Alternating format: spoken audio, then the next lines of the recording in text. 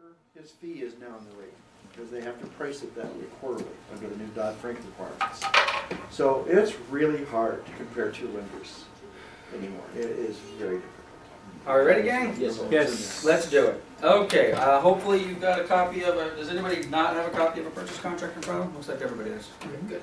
All right, we're going to quickly review where we left off last week. And I mean literally quickly.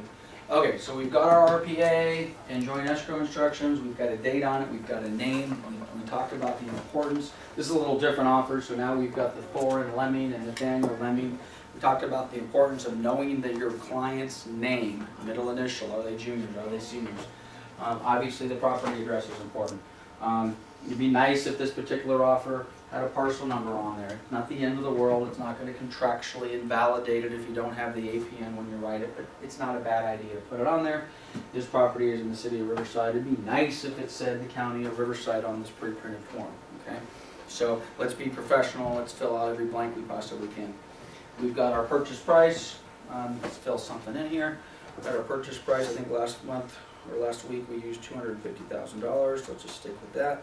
It auto-populates that. We talked about the importance of having an accurate date. We can arm wrestle over, we prefer 45-day escrow as opposed to, May 15th. So I'll just put in, May 15th.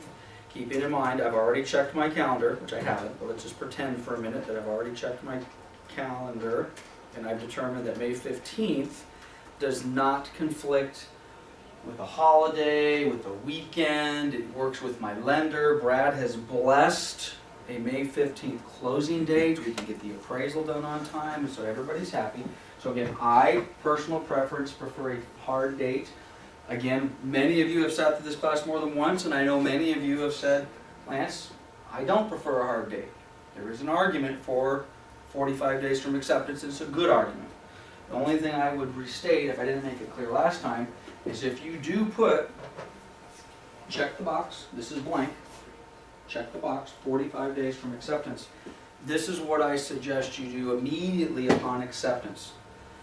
You get everybody on the same page as to when is the start date and when do we start counting, so we all know that our date is now July 3rd or whatever it happens to be. So you know exactly, and by the way, I'm glad I said July, I just randomly popped up with July 3rd. This is another reason I don't, and believe me, I didn't plan it this way, it's another reason I don't like 45 days from acceptance. Because let's again, today, 45 days from acceptance works fine. It's on a date and a time that seems to be acceptable. It's not conflicting with any holidays or anything like that. But now, does it sometimes take a week or 2 or 3 to get your offer fully accepted? It does. Well, now we get an offer accepted 3 weeks from now, and now we start counting out 45 days, and we just came up with a date. I don't know, we might have it wrong, but we just came up with a date of July 3rd. Does anybody see a problem with July 3rd? Yes. Could be a problem. So again, if you've done that, and you now have an acceptance date that then you start counting and it conflicts with the holiday, or maybe it's in between Christmas and New Year's or whatever, you just need to get everybody on the page immediately and nail down those dates. When you put that date, just so I have an understanding of the system, 45 days, is it whatever the 45th day is, or is it, so if it's a Sunday, that's it? It's 45 days from acceptance. Yeah, that's basically how it works. So whatever, if it falls on Christmas Day, if the 45th day is Christmas Day, contractually that's your close of escrow date. Let's change hats a little bit. Let's pretend we're the listing agent. Which, by the way, the vast majority of the offers that I see as a listing agent do not have a specific date. They have 30 days, whatever it happens to be. So let's suppose I'm the listing agent. It takes me however long it takes to finally get an offer accepted by the seller. If I'm doing my job as the listing agent, part of my acceptance is going to take this ambiguous date, and my counteroffer back of some sort will now include a hard date. Okay, we're countering this and this and this. Maybe we've got a couple counteroffers coming back. We think we've got everything ironed out, but let's iron out. Okay, now that we've gotten to this point, we've been fooling around for 2 weeks. 45 days looks like it's July 3rd. So you talk to the buyer's agent, say, hey, I want to draft a final paperwork here. What do you think? Do you think we can get this thing done in June before the holiday hits? Or do you think we might want to do it after the July 4th holiday? You think we might want to prepare for the 7th, 8th, 9th, or whatever happens? So have that discussion, get everybody in agreement, and then nail down that date. Okay? So again, we can go on for days about that. We've got our agency disclosure, mandatory. Did I say this is mandatory? Yes. You must have your buyer and or seller, whoever you're representing. In this case, we're the buyer's agent. We're writing the offer. Your buyer must acknowledge prior to receipt of the contract the disclosure regarding agency relationships, the all-inclusive agency form. Potentially competing buyers, we'd love them to sign the DA form. Says you could be financing dealing with more than one buyers. There is the listing or the confirmation form in here. Type in the name of the company that you work for as the listing agent, Coldwell Banker, Pioneer. Type in the name of the selling agent. This would be us. This would be the person that you work for. Coldwell Banker, Pioneer Real Estate. I prefer to say real estate. We are not Coldwell Banker RE. We are not Coldwell Banker Pioneer. We are not Coldwell Banker Pioneer Realty. We are Coldwell Banker Pioneer Real Estate. At the end of the day, does that hurt anything by saying R.E. It's not going to invalidate the contract. Nobody's probably going to say boo about it. Even if you put Coldwell Banker Pioneer Realty, which is technically a company that doesn't exist, probably no one's going to say boo. Probably not even going to hear from me about it, even though I don't know why. I just have a problem with the word realty. I don't like companies that are named ABC Realty. I don't know why. But at any rate, so let's spell out the name of our company. What is our agency relationship? Buyer exclusively, seller exclusively, or are we representing both? If you are representing both, you do have to put it in both spots. Coldwell Banker Pioneer Real Estate, representing both buyer and seller. Coldwell Banker Pioneer Real Estate, representing both buyer and seller. Okay, we talked about our escrow holder. How are we going to handle our deposit? Okay, again, don't want to go into a lot of detail, but we've discussed 3% is not bad. Okay, we like a 3% of the purchase price is a nice amount for a deposit. We also discussed basically leaving the default in the contract. And the default in the contract is that the buyer will deliver to the escrow company directly the deposit within 3 days after acceptance. As opposed to the buyer has given, check the box, has given my agent, Robert, a check for $7,500, okay? Two very different things. Both of them are proper. One requires more care and handling. Buyer has given you money. Trust funds in receipt, trust funds in the log, trust funds checked into the log, checked out of the log, documented all the way. So just make sure we know what we're doing. Again, if you rewind the tape from last week, I used to prefer item 3A2. I feel you have more control. I think that's a more professional way. You have a check in your hand, okay? Because I'm paranoid and I'm worried about my agents not handling it properly, it's safer for me as a broker if everyone just follows item 3A. And in effect, you can still have the discussion about how important it is for you to give me your earnest money deposit. The only difference is you're not going to give me an earnest money deposit when you write the offer. But we still need to have a discussion that says as soon as we get acceptance, or certainly no later than 3 business days after the property is accepted, you got to get that deposit in. And I'm going to help you do that. Keep in mind, I don't think we talked about this last time. Let's suppose you have not given me a deposit, but we've gone with item 3A. Now we do get the offer accepted, and I call you up and say, hey, you got to get the $7,500 in escrow. And you say, okay, great, I'll bring it by the office here in a few minutes. Is that fine? Well, yeah. You're shaking your head. Yeah. I understand why you're shaking your head, because you might want to say, no, I don't want it. I want you to get it straight over to Lawyers Title / escrow company, or straight over to Summer at Town and Country Escrow, because that's what the contract says. But it doesn't necessarily say that the buyer has to deliver it personally to the escrow company. It says the buyer has to give it. So let's suppose you give it to me. What do I have to do with it now? I have to log it. I've now received it. Now what did I do with it? Well, I had it for a minute, and I put it in an envelope, and I sent it over to ABC Escrow. Okay? Well, I still have to then, I had it, And then how long did you have it? I had it at 1 o'clock, and what'd you do with it? Well, at 1:02, I handed it to Summer. Okay, if you walk down the hall, you want it 30 feet down the hall. Have to log, if you touch it, you have to log in. Okay. Question, some of the listings, they're asking for earning money deposit when you submit your RPA. Correct. So I have to get a check anyways, or I can have him take a picture of it and send me a picture of it? Is that good enough? Yep, and best practice, if you're a listing agent, and frankly, for that matter, if you're a buyer's agent, best practice is to have the buyer give you a check for $7,500. Made payable to, we're going to get to this on page 2 of the contract, made payable to the escrow company that you have put in there, or made payable to Coldwell Banker, Pioneer Real Estate. Okay? Because a lot of the listing agents will say, hey, that's nice, I see your great deposit, or I see your offer, it's really nice. Show me that you got a deposit check. Now you could say, well, reference page 1, paragraph 3A, as you can see, Mr. Listing Agent or Mrs. Listing Agent, I have not collected the deposit, and the buyer will put their deposit directly into escrow upon acceptance. You could say that. Some of those sellers, some of the banks will say, no, get a check, give us a copy of it. Should we request wiring instructions for that? You could, they could wire it in directly. You have to know what escrow company you're dealing with. You said you could, and if you do business regularly with Summer Town and Country Escrow or Sally with ABC Escrow, not a bad idea to have their wiring instructions, so you can have that. So, okay, again, my summary is a little longer than I thought it was. So we're dealing with our deposits, we're dealing with increased deposits, which we talked about. We talked about how we're going to handle loans. You can FHA, VA, conventional. I think our example last week was a 20% conventional. So what we would have done in that case, we would have went to Brad and said, you know, what's a 20% conventional at 200? And he would have said, well, your loan amount, Lance, is going to be 200,000. Okay? Okay? Fair. Oops, we didn't put our deposit in here. Let's go up. We put our deposit in here. Initial deposit is 7,500. That's our 3%.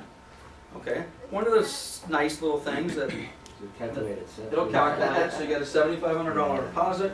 You got a $200,000 loan. The buyer needs to bring in a balance of $42,500 for a total purchase of $250,000, which should match the purchase price up top at $250,000. So, Mr. or Mrs. Buyer, congratulations, we got your offer accepted. As you can see, let me see if I can get this to fit all on the same screen. It's a little tough for those of you viewing at home. Shrink this just a little bit. 75 or custom. Okay, well, this is going to be a little tough to see for just a moment. Maybe it's impossible to see for the moment. Okay, as you can see, Mr. and Mrs. Buyer, we've asked you for $7,500 as an initial deposit. We've asked you to bring an additional $42,500 as the balance of purchase price or down payment. You need to read these contracts literally, okay? So, easy math says you got a $250,000 sales price. We're asking you to bring in $50,000. So guess what? All you need to buy this house is, work with me, give me the wrong answer. All you need to buy this house, the wrong answer is $50,000. Right?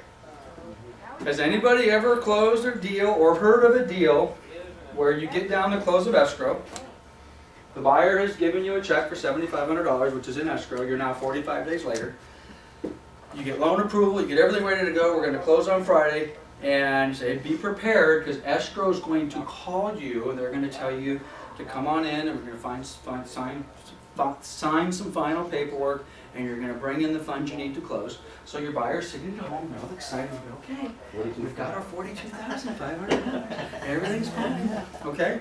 And then they get to escrow, and then you get the phone call that says, the buyer's a little confused. They don't understand that we need, because by the way, approximately how much more money might they need? Let's just, for argument's sake, let's say they need about 50 grand. So escrow says, in order to get this closed, you need to bring us in about 50,000. And the buyer's like, oh, it's okay, honey, we already gave them the 7,500. You know, so we're just going to roll in there with the 42. Now, whose fault is that? That the buyer does not understand that this number here, balance of purchase price or down payment. Down payment is for the down payment. The closing costs are different. Does it say balance of purchase price including closing costs on this line? It does not. Okay? So, I cannot, the answer is dozens. I have had dozens of escrows either delayed or fall out because the date You have 3 hours, you get. we will be done in an hour and 45 minutes. Thank you, Brian.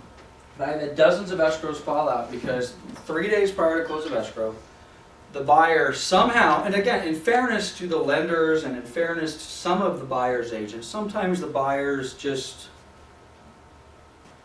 needed more help than we were ever able to provide, okay? But I would say in 95% of the cases, the buyer coming in with that challenge 3 days before close of escrow is your fault. Even if it's Brad's fault, it's not Brad's fault, because as much as I've said we've turned to the lender for what the closing costs are going to be and what this is going to be and all the rest of that sort of stuff, we still have a responsibility to make sure the communication is in play. And we have this little thing over here called, good faith. You understand, Mr. and Mrs. Bright, it says right here, and you signed it. You understand? And again, when you're writing these offers for these buyers, you need to explain that to them. Say, I don't exactly know what your closing costs are going to be. Brad's going to help you with that, and you're going to meet with him in a couple hours as soon as we're done with this. Or maybe you've already met with him. So he may have already told you that your down payment's $50,000, but you've got escrow, you've got title, you've got loan fees, you've got discount points, you've got origination fees, you've got special fees, whatever they have to do. They're going to give you a number. He's going to say, you understand that down payment and closing costs is $58,000 or whatever it happens to be. Yeah. And not to take any of you, just staying with the mode here, if this customer, by the time they get to escrow, don't know, and you should have ownership, you're probably need another lender. Yeah. Because they have to be, they will have been notified no less than 4 times before they ever get loan docs. Has anybody in this room ever had this problem? Okay. So I'm telling you, you will have this problem. Hopefully, you'll never. The problem that when you have this problem, hopefully when you have it, you will have the problem as the listing agent. So you will then be able to turn to the buyer's agent and the lender that you allowed them to use because you didn't ask them to get cross-qualified or whatever it happens to be. Now you're still going to have to look at them, because by the way, now you have to turn to your seller and say, Mr. and Mrs. Seller, we have a problem. As you go over to their house and they're stacked with boxes and they're ready to go. And you get to, these are so fun. These conversations are so much fun to explain to your seller that the reason you're not going to close is because the buyer, who you were told has a fully approved loan, which does have a fully approved loan. And you might ask the question, how did they get a fully approved loan? They should have had verifications of all this, and they had verification that money is in the bank. Well, they did have money in the bank, and then they spent it. The buyer went out and they bought furniture for the house that they don't own yet. But at any rate, as a listing agent, it's not fun to have to sit back and tell your seller that you can't close escrow because the buyer didn't realize that they had a closing cost on top of the down payment. By the way, who does the seller hold responsible for that? Who does the seller hold responsible for that?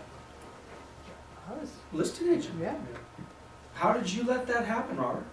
Michael? How did you let us get this far down the path?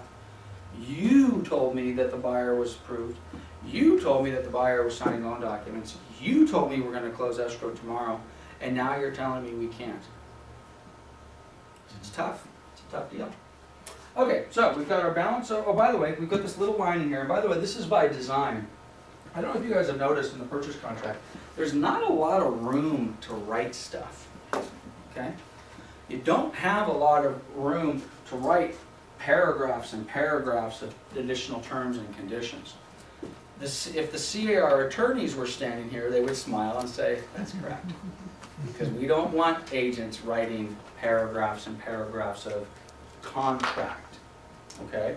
So now if you do need to write paragraphs and paragraphs, then we attach an addendum to this, and then we pretend that we're attorneys. Don't we like pretending that we're attorneys?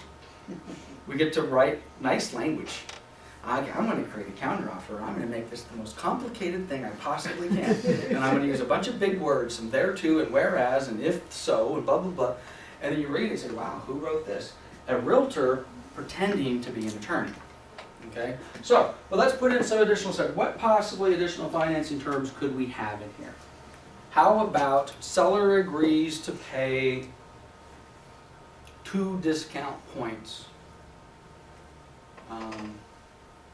towards buyer's loan. We heard of that before? Okay. What happens, oh, which by the way, Brad's doing the loan. And you have failed to tell Brad. Actually, let's rephrase this. Brad tells you guys, this is the deal. You can get this loan done if you can get a little bit of help for the buyers on closing costs. It'll make things easier, smoother. The market will demand that. Which, by the way, today the market's challenging. Buyers asking for closing costs is not an acceptable thing today. But let's suppose you did, and let's suppose Brad says, "Geez, if you could get if you can get the seller to contribute with about $7,500 in of the buyer's cost, because whatever program he's trying to get, let's pretend for a moment that the program will allow the seller to pay 3%. Let's just pretend that's the fact. I don't know if that's the fact, but let's pretend. So Brad tells you $7,500, and maybe he even says somewhere in there about 3%, or the maximum we can get the seller to contribute is about 3%. So you go ahead and you write in here, seller to pay 3% towards loan discount points, or towards lender fees, or towards whatever. Okay? And I, as a listing agent, which I would not do, but let's just pretend I get that accepted. And let's pretend the language says, seller agrees to pay 3% of purchase price towards buyer's lender fees.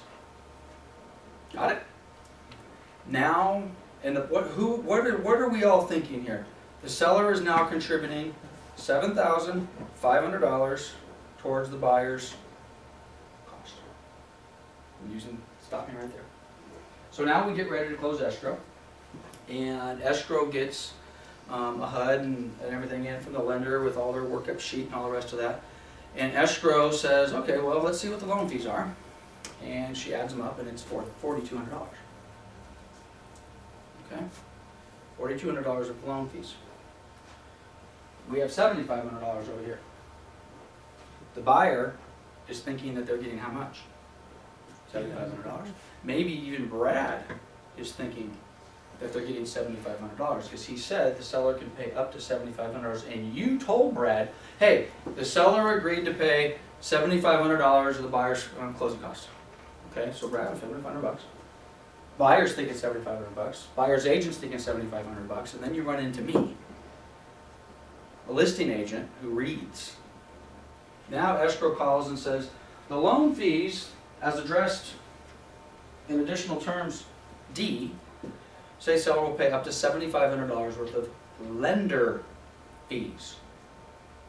Brad's lender fees are $4,500. Guess what? Guess how much is the seller going to pay towards lender fees? 75 or 45? 45. What happens to the other $3,000? Back to the seller. They don't have to pay it. They're not paying. Now what does the buyer say? The buyer says, wait a minute. What about my escrow fee? What about my title fee? What about these other fees? Lender fees only. What about some other stuff? I thought I was going to, and then Brad says, whoa, whoa, whoa, whoa, wait a minute, they need all that $7,500.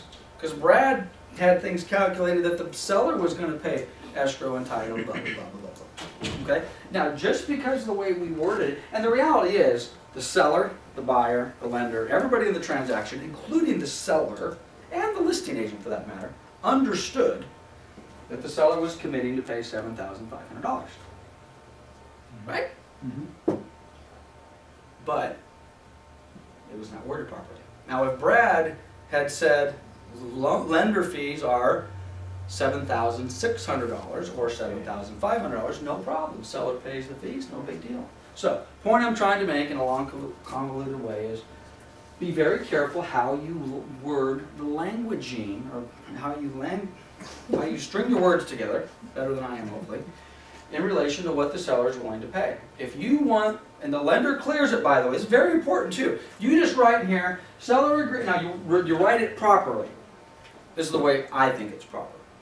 Seller agrees to pay up to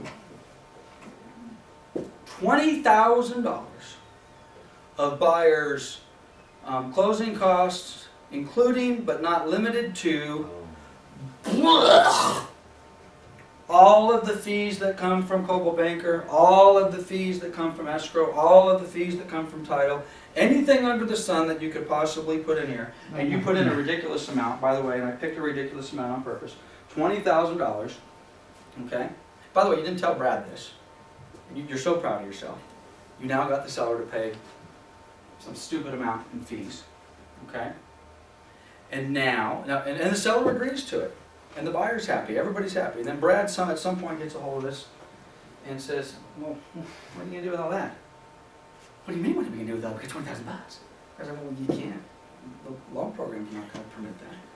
Seller can't pay, 10 discount points. Or 10% of the sales price towards cost. You can't do that. My loan doesn't allow that. They can't do that. So now what do you? Well, now we got a problem. Well, we'll just use that for repairs. Well, no, you won't.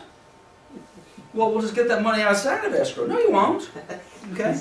You got to have some dialogue with your lender here. What's permissible and what's permissible on deal A may not be permissible on deal D that you just did with Brad on all 4 deals. Well, the last one you said I can have up to 3% of the closing costs. What's special about this one? Different loan program. It's not permissible to get 5% up a sales price and closing costs to the buyer. So you need to have this dialogue, but whatever you ask for, be very clear, very concise, and either be limiting for a purpose or do not limit what you're asking for on purpose. Don't just do it by accident, okay? Let's take repairs, for example. Seller agrees to credit buyer up to $5,000 for the purposes of rehabbing the property. Is that a discussion that you might want to have with your lender? Is that always, oh sure, no problem, we can do that every deal? No. No. Seller agrees to include the 1957 Volkswagen Beetle in the garage as part of whatever. Or buyer agrees to contribute, $10,000 in uncut diamonds as part of the. What? Talk to your guy. He's going to tell you. You can't do that. You can't do that. What are you doing? Now let me get back to repairs real quick. We're going to talk about this in another place. In my opinion, in my humble opinion, we negotiate price. Negotiating price does not include negotiating for a new dishwasher, negotiating for a new stove, even negotiating for, let's suppose it's a new roof. This property cannot be done on an FHA loan with the roof in that condition. The roof has to be done. Now in that particular case you may say, well geez, Lance, we really don't have a choice. We have to negotiate for a new roof. Seller agrees to re-roof entire subject property prior to close of escrow. Now you may put a cost limit in there or not. What happens if you negotiate? Seller agrees to replace, and you're doing this because it's an FHA deal and you just know, it's just a mess. You know the appraiser's going to call it out. There's no way. At a minimum, they're going to call it for a roof cert, but you can just tell. There's no way this roof cannot be certed. It's a mess. Which, by the way, we can make that assessment because we're contractors, correct? Yes. Absolutely. That's tongue-in-cheek. We cannot make that assessment. We cannot go in. We can give our best judgment, but we cannot emphatically go in and say, Mr. and Mrs. Client, my years of real estate experience, they've given me an honorary contractor's degree. And therefore, I am making the following factual statement that says, you will be required to put up a new roof. Okay, now again, we can't do that. But let's just suppose for argument's sake we need a roof. So we put in here, now maybe this isn't the best place to put it. There's another place we can put additional terms, because this is talking about financing terms. But people put all sorts of things in here that have nothing to do with financing. Doesn't make it contractually wrong. Not probably the best practice, but since we're on this line, let's just suppose we put in $7,500. Excuse me, let's just suppose we put in the seller agrees to put in a new roof. Because we've had a conversation with Brad. We've talked to him. We said, Brad, we're really concerned about the roof. Is it going to be a problem with the type of loan that we're doing for this buyer? And Brad's going to say, no. For this particular type of loan, we don't care what the condition the roof is in. If that's the case, then you negotiate price. Don't negotiate for a new roof. Now, in many cases, Brad may say, yeah, the roof has to be sound. Let's just take FHA for example. It's going to say you're going to need to have a roof that's not leaky.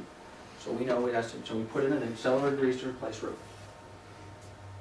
Is the buyer going to be happy with the roof that the seller puts on. They're not. What kind of roof is the seller gonna put on? The cheapest. Right.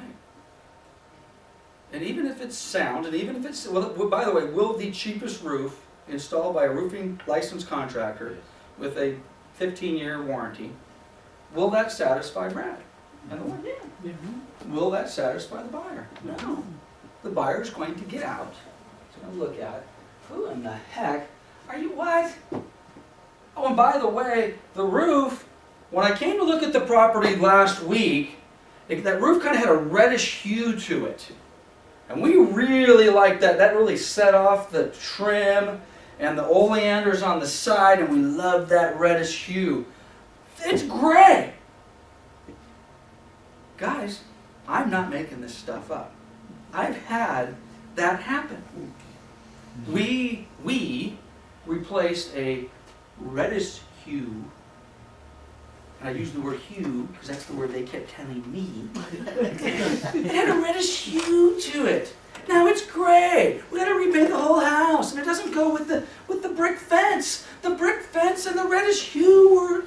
Are you kidding me? So, moral of the story is, under all circumstances possible, we do not negotiate repairs. We negotiate price. And if the buyer is hung up with condition of the landscaping and the pool equipment and the creepy crawler and the trees need to be trimmed and the wood on the side of the house needs to be removed and the garage door's got a little cute, you know, as long as it's not a problem for the lender / appraiser, we negotiate price. Well, you may say, but my buyer doesn't have enough money to fix these things after close of escrow. Well, it might take them a couple months or a couple years. If you go down the slippery slope of negotiating repairs into your offer, I am just telling you, you're asking for trouble.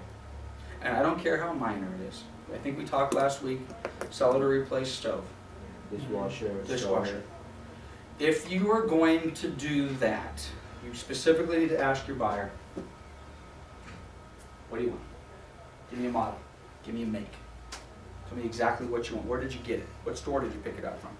And I know it may sound a little silly, but I want you to go into the contract and I want you to write, seller to replace the stove with model number 1234, that's stainless steel, and it can be purchased at Home Depot for a cost of, you're still asking for trouble, but be careful with that. Yeah.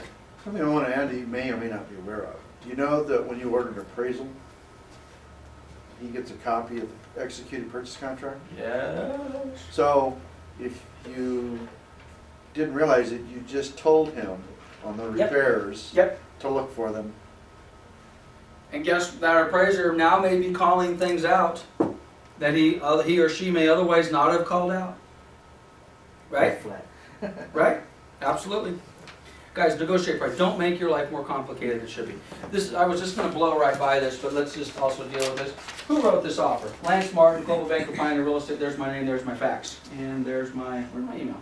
I thought I had email on there, no? You guys it's on the last page. Okay. Don't borrow anybody else's paperwork. If you're writing the offer, the bottom of this form needs to have your name on it. Okay? We won't accept it either.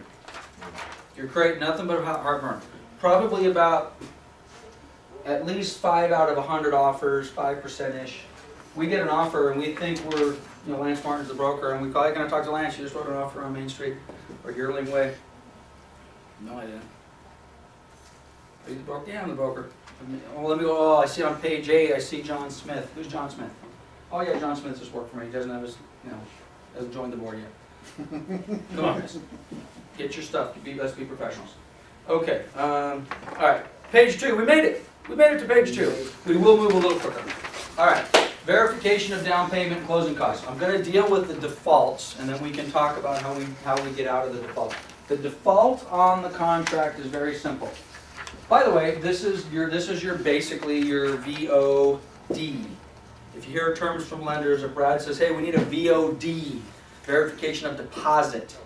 He's not really talking about deposit as far as earnest money. That's another thing that can be very confusing, especially for new people in the business. Sometimes when we say, up here, when we talk about, 500%. Up here, on page 1, oh yeah, what's going on? For 100%. Okay, on page 1, we start talking about deposits.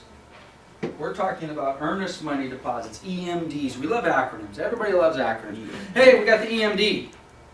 Oh, you don't know what the hell's an EMD. Earnest money deposit. Oh, by the way, again, this form used to be called the deposit what? Receipt. And it was a receipt, like a receipt that you get when you give somebody a check for money. It would be a receipt for the $7,500 deposit. Okay, now we're going to use the word deposit in a different form, or actually we're going to go back to the deposit. I apologize, it doesn't say anything about deposit here. It talks about verification of down payment and closing costs.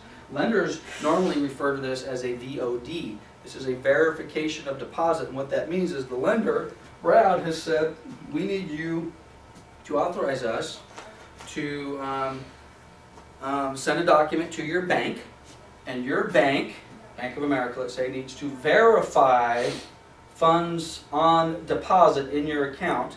And in this particular case, it sounds like we need 50 grand. It sounds like we need maybe, let's just say, 8 grand for closing costs. And then there may be some reserves on there.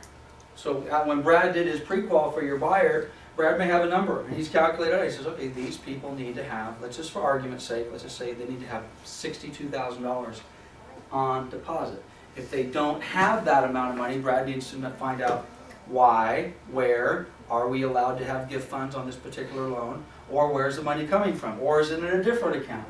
Is it liquid? Is it available? And maybe we have 3 different accounts to verify. So for contracting purposes, what this says is the buyer is agreeing within 7 days to provide some type of proof that the buyer has the funds necessary to close. Now again, maybe a little different than what Brad's looking for, because Brad's looking for something more formal. He wants literally something that comes directly from the financial institution. Now from the listing agent's perspective, normally what would suffice to satisfy this? What would we want to get from the buyer's agent? Just a bank statement. Just give us a bank statement. Now we don't look on the bank statement necessarily, although we should. We don't normally get 3 months worth of bank statements. We get the one bank statement that says there's $100,000 in the bank. But maybe on that bank statement, we look on there and says, well, the account actually was just opened a week ago and it had nothing in it, and then there was a $100,000 bank statement, and it was on the bank statement you look at the thing and it says deposit cash, $100,000 bucks. Now it's possible Brad might have a problem with that, or he might at least have a question. Well, where did the $100,000 come from? And it says on your bank statement that you deposited cash. Who does that? Drug dealers? Okay. Terrorists? Okay. All right. Do drug dealers and terrorists buy houses? Yep. Well, they may need to buy the whole house for cash, because Brad might have a problem documenting where that money came from, which could be a problem. But for our purposes, what this is saying is the buyer will give us some document, normally a bank statement, that says they have enough money to close the deal. And for our purposes, we normally want to make sure that's on this deal, 60 grand will probably be nice. If they give you a bank statement that says they got 11,000 bucks, you might want to put a red flag up. And by the way, if they do give you a bank statement that says 11,000 bucks, they are in breach.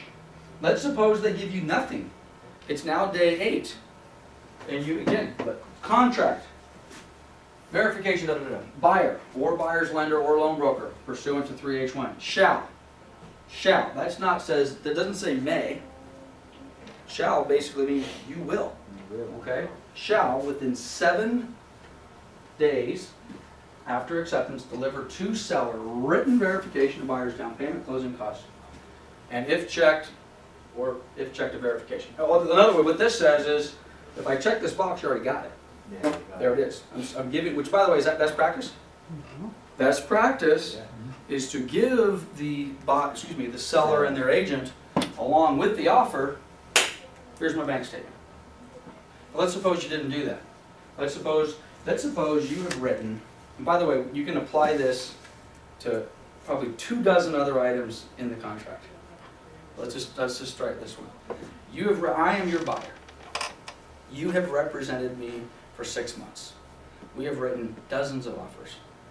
None of them have been accepted. We finally get one accepted. Finally get one accepted. We are excited, and I am gold plate, okay? You asked me for a copy. Say, hey Lance, I know we wrote the offer yesterday, and I forgot to get your bank statement. Matter of fact, you had it. You were going to give it to me in the excitement of writing the offer. It must have ended up back in your briefcase. Get me over the bank statement because I have to get it to the seller and the listing agent within 7 days to comply with their contract. So I give it to you on day one. You check out, mentally or otherwise, and you do not deliver the statement to the listing agent. It's now day 8. Now again, there's a lot of things that potentially have to happen before this happens, but it's now day 8, and the listing agent and the seller are sitting back. I'm the listing agent now, and Brad's my seller. I'm like, oh man, I hate to tell you this, man. Since we just accepted this guy's offer over here, I got 6 other offers. And 5 of the 6 are cash, and they're $20,000 higher than this guy. And boy, the market's just on fire. And Brad's like, well, let's just get out of this deal, man. I want to take one of these. And we advise him, oh, Brad, come on. You know, we have a contract. You are bound to sell this property over here. Got a whole bunch of deals in here. And then Brad starts reading through the contract. And Brad says, well, I think there's a whole bunch of little things in here that the buyer needs to do. And if he doesn't do them, he's in breach of contract. Right. And then he asks the $64,000 question is, well, if he doesn't do these things within the contract specifications, can we cancel so that I can there go accept this other offer that I like better? What's the answer to that question? Yes. Yes. Now you can apply that to a dozen things here. Let's just apply it to this one. I'm the buyer.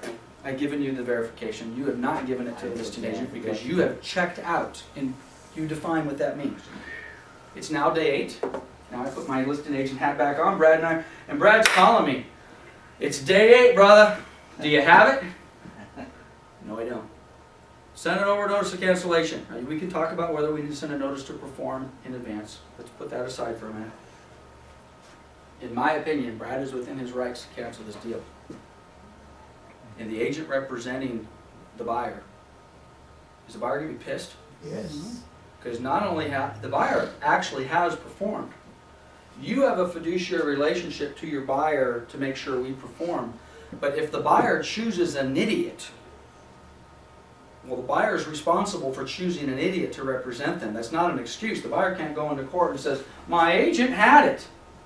The judge is going to say, well, you know, I understand you relied upon your agent to deliver that document so that you would be in compliance with paragraph 4G, whatever it is.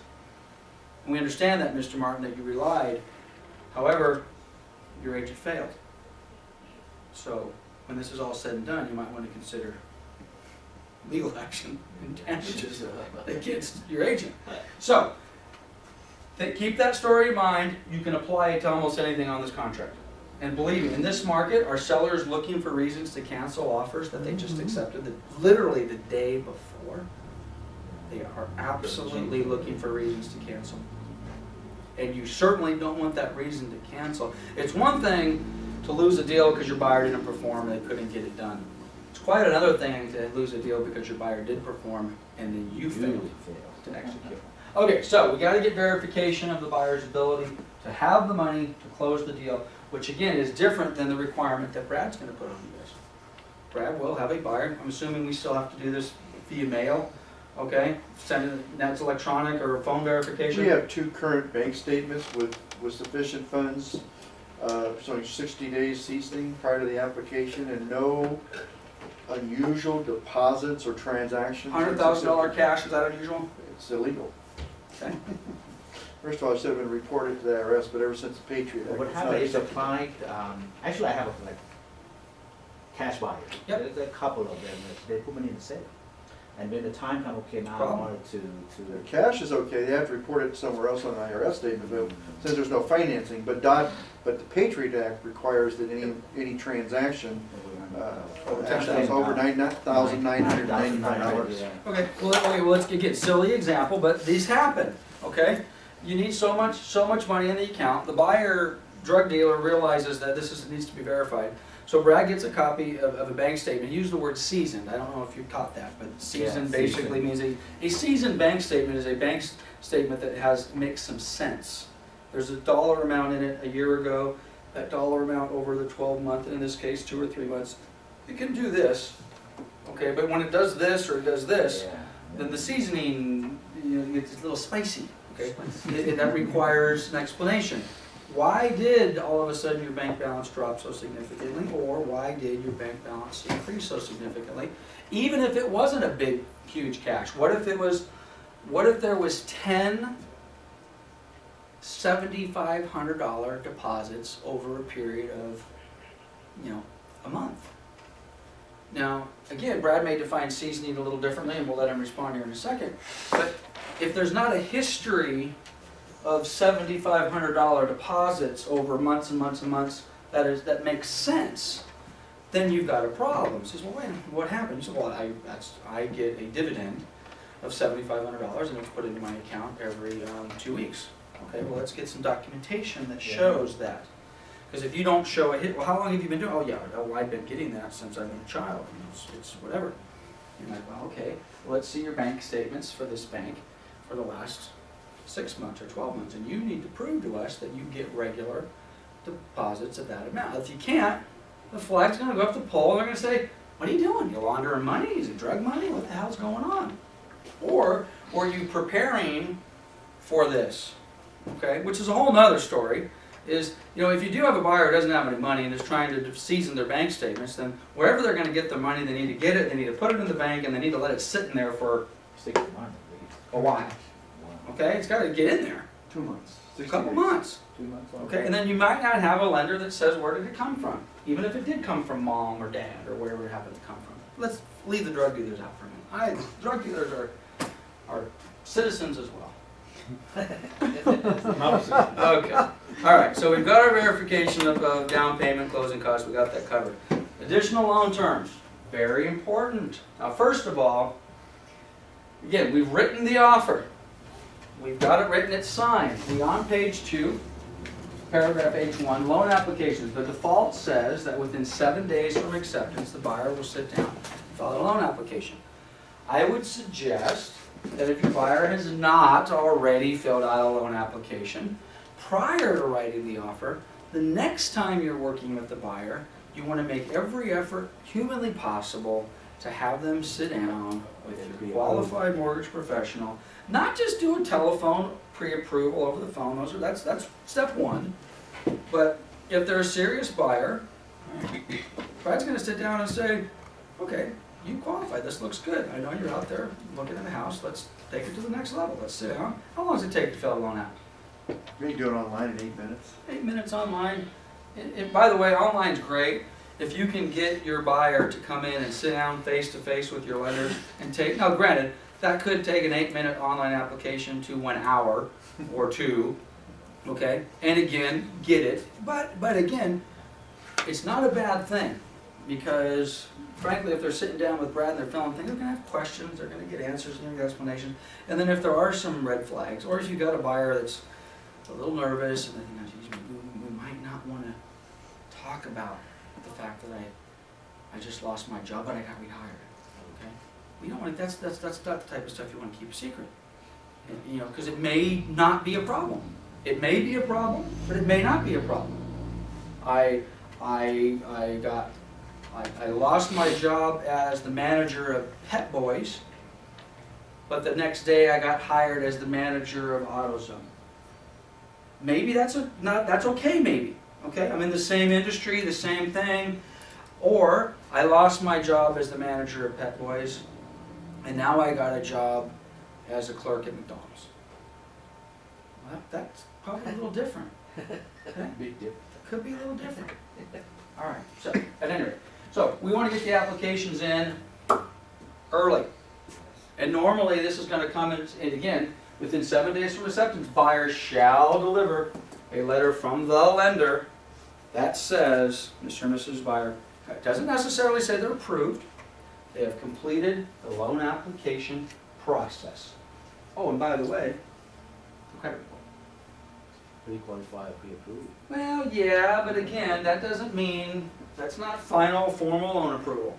It says they passed the sniff test, Yeah. subject to appraisal, you know, verification of employment, whatever it happens to be. Okay, so they're doing that. Loan contingency.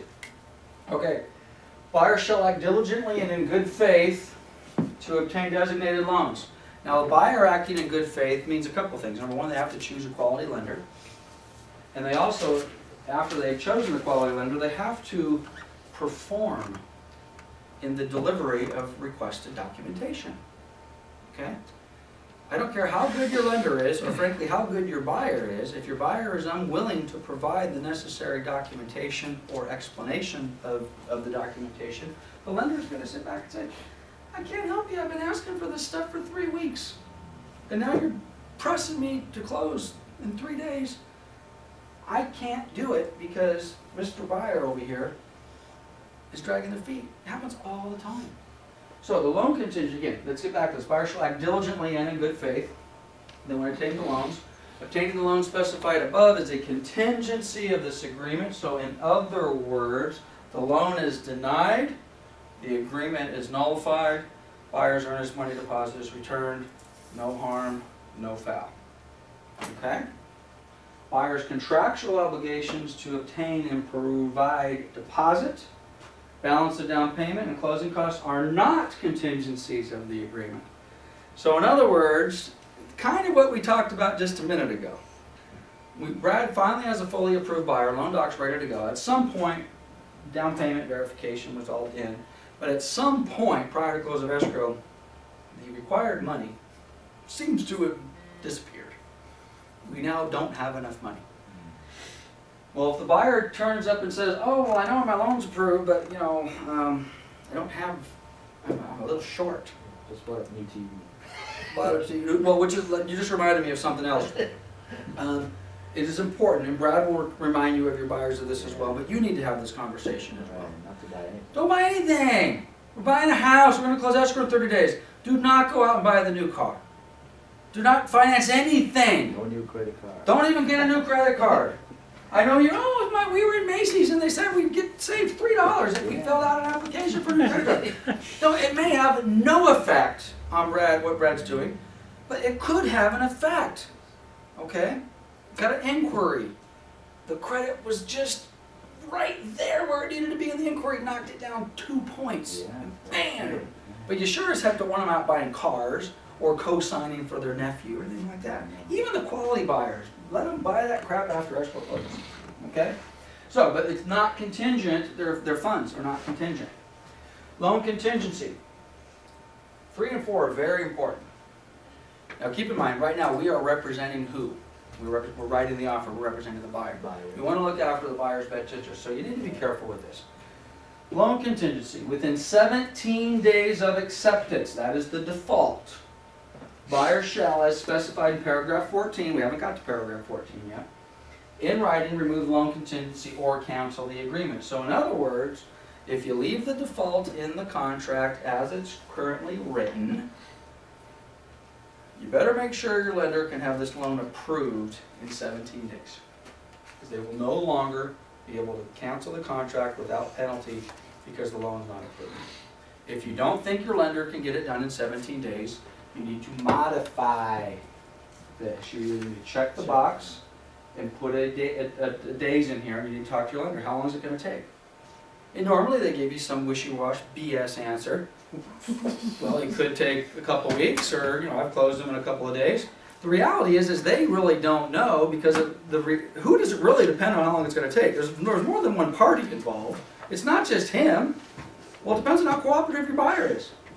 So, well, if the buyer gives me everything I need, and if processing underwriting isn't overwhelmed, we should be able to get it done within a certain period of time. I got to tell you, most lenders, if you ask them, can you get us a full formal loan approval within 17 days?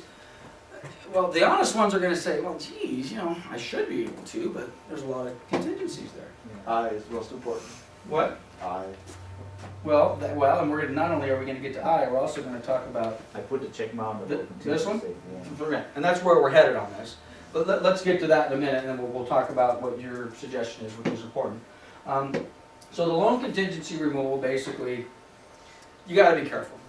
Best practice for buyers, agents representing buyers, is to check the box. The loan contingency shall remain in effect until the designated loan's funds. Okay, that does a couple of things. Number one, it takes the buyer off the immediate hook, takes the lender off the immediate hook.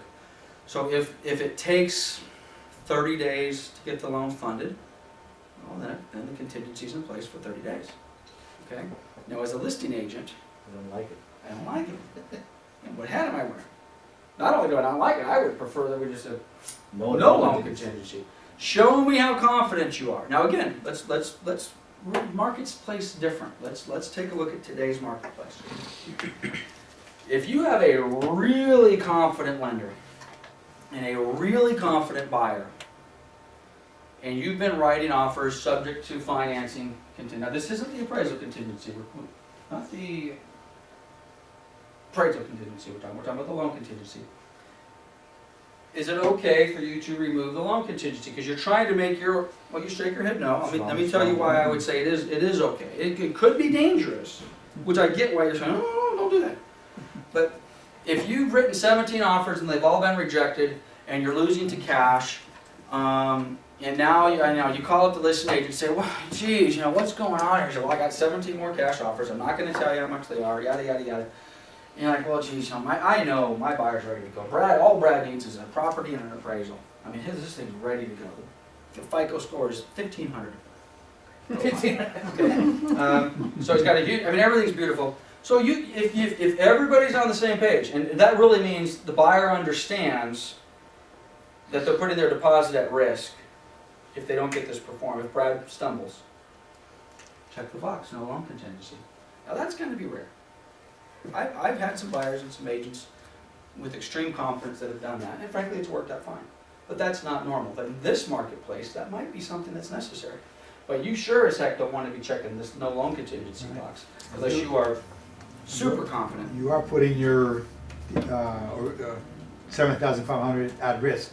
Correct? Well, the entire contract puts it at risk, but that would certainly put it at more risk. But if you want to compete with the cash buyer, that's what you would have to do. You have a strong buyer, really want to buy it, That's right. close it, you have to do it. That very well may be necessary. But the buyer has to understand, and in all honesty, we may want to prepare a separate agreement between the buyer and the lender and the buyer and us that basically say, hey, we are not recommending you do this. You're doing this because of market conditions and you want your offer to look good. We just want it to be perfectly clear that if things go south, you're putting your money at risk. And we don't want you to beat Brad to death, or you don't want to beat us to death because you wanted to make your offer look a little bit better. This is a buyer's decision. And this is not your average buyer we're talking about. This is the super buyer. This is the super buyer that at the end of the day could say, oh, I could pay cash for it if I had to. And I'll just let Brad refi it after I close. Okay? The super buyer. Alright? Okay, so we've got our loan contingency in effect.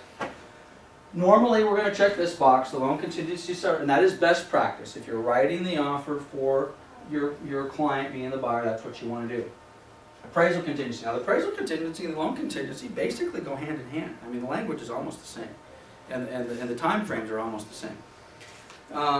Appraisal contingency and removal. This agreement is, that is the default, is the default, is not, you have to check the box, is contingent upon a written appraisal of the property by a licensed certified appraiser no less than the specified purchase price. Pretty straightforward, okay? If there is a loan contingency, buyer's removal of the loan contingency shall be deemed removal of the appraisal contingency. If there's a loan contingency in place, buyer's removable of the loan contingency shall be deemed approval of the appraisal contingency. It makes sense. Brad has now issued a formal loan approval. Well, they don't normally issue formal loan approvals without an appraisal. Now, I don't know if this is common practice at PHH or Coldwell Banker Mortgage. Some lenders will issue a formal loan approval, which means nothing. With condition. Conditional approval. Yeah, conditional approval, subject to, okay, and one of those is an appraisal, okay? But if you have a true, now again, there are all sorts of loan approvals. You'll have a conditional approval subject to docs, and you'll get the list. Your loan is approved with the prior to doc conditions, which basically would mean give us these 3 things, And once you get those, then we'll draw loan documents, okay? Or, and then I'll let Brad fill in the blanks, or, hey, your loan is approved, but you have a prior to funding conditions. Those are not normally ever gonna be an appraisal, okay? But a prior to funding condition normally is something small. You don't wanna go to that extent of getting, you know, loan docs signed, everything, but then you're, oh, well, geez, we need this which by the way, how many escrows or loans have you had fall out that had a minor prior to funding condition that everybody thought would not be a big deal, but for whatever reason, you couldn't satisfy it? More than I would ever want. More than you want to talk about, okay? And I would think that in most cases, the reason that those fall out is not the lender's fault. The buyer, for lack of a better description, has fooled us. And one of the things that we all along was like, well, geez, Lance, you told us you have this piece of paper, and all you have to do is give it to us. And we've gone all the way down the process, and we finally get our prior to funding conditions, we funded. No, we haven't funded, excuse me, we can't fund. We're ready to fund. We cannot fund until you just provide us this piece of paper that you have said you have had all along. And now it's like, you don't have it. Well, guess what? You don't have a loan. Because this piece of paper is a heck of a lot more important than you realized, even though we got all the way down this point. So let Brad fill in the blanks here a little bit on our prior to funding, prior to closing, and even the appraisal. Oh, one other thing, and then let me have him comment on this. The default on this also is 17 days. You think it's a good idea to talk to, we talked about this a little bit last week, a good idea to talk to your lender, even though they don't have the control that they used to have on their appraisers. But they at least can get a general idea. Geez, the last few we've done, it's taken us more than 3 weeks to get the appraisal back. Right. This 17 days isn't enough time. How much time are you going to give us so you need to change it? I need it to be longer. Any comments? Yeah, there's a couple of them there. So you are right, they're not going to give you a full approval. And the document you're looking for is a commitment to lend. The word commitment to lend means that it is underwritten and all the main stuff is in, subject to. You might even get a commitment to lend with the appraisal not being in, saying subject to the appraisal being at this price and, you know, passing. You're so right, it works with the appraisal. So the appraisal, what usually holds that up in today's industry is that the customer hasn't given the lender their $500 up front.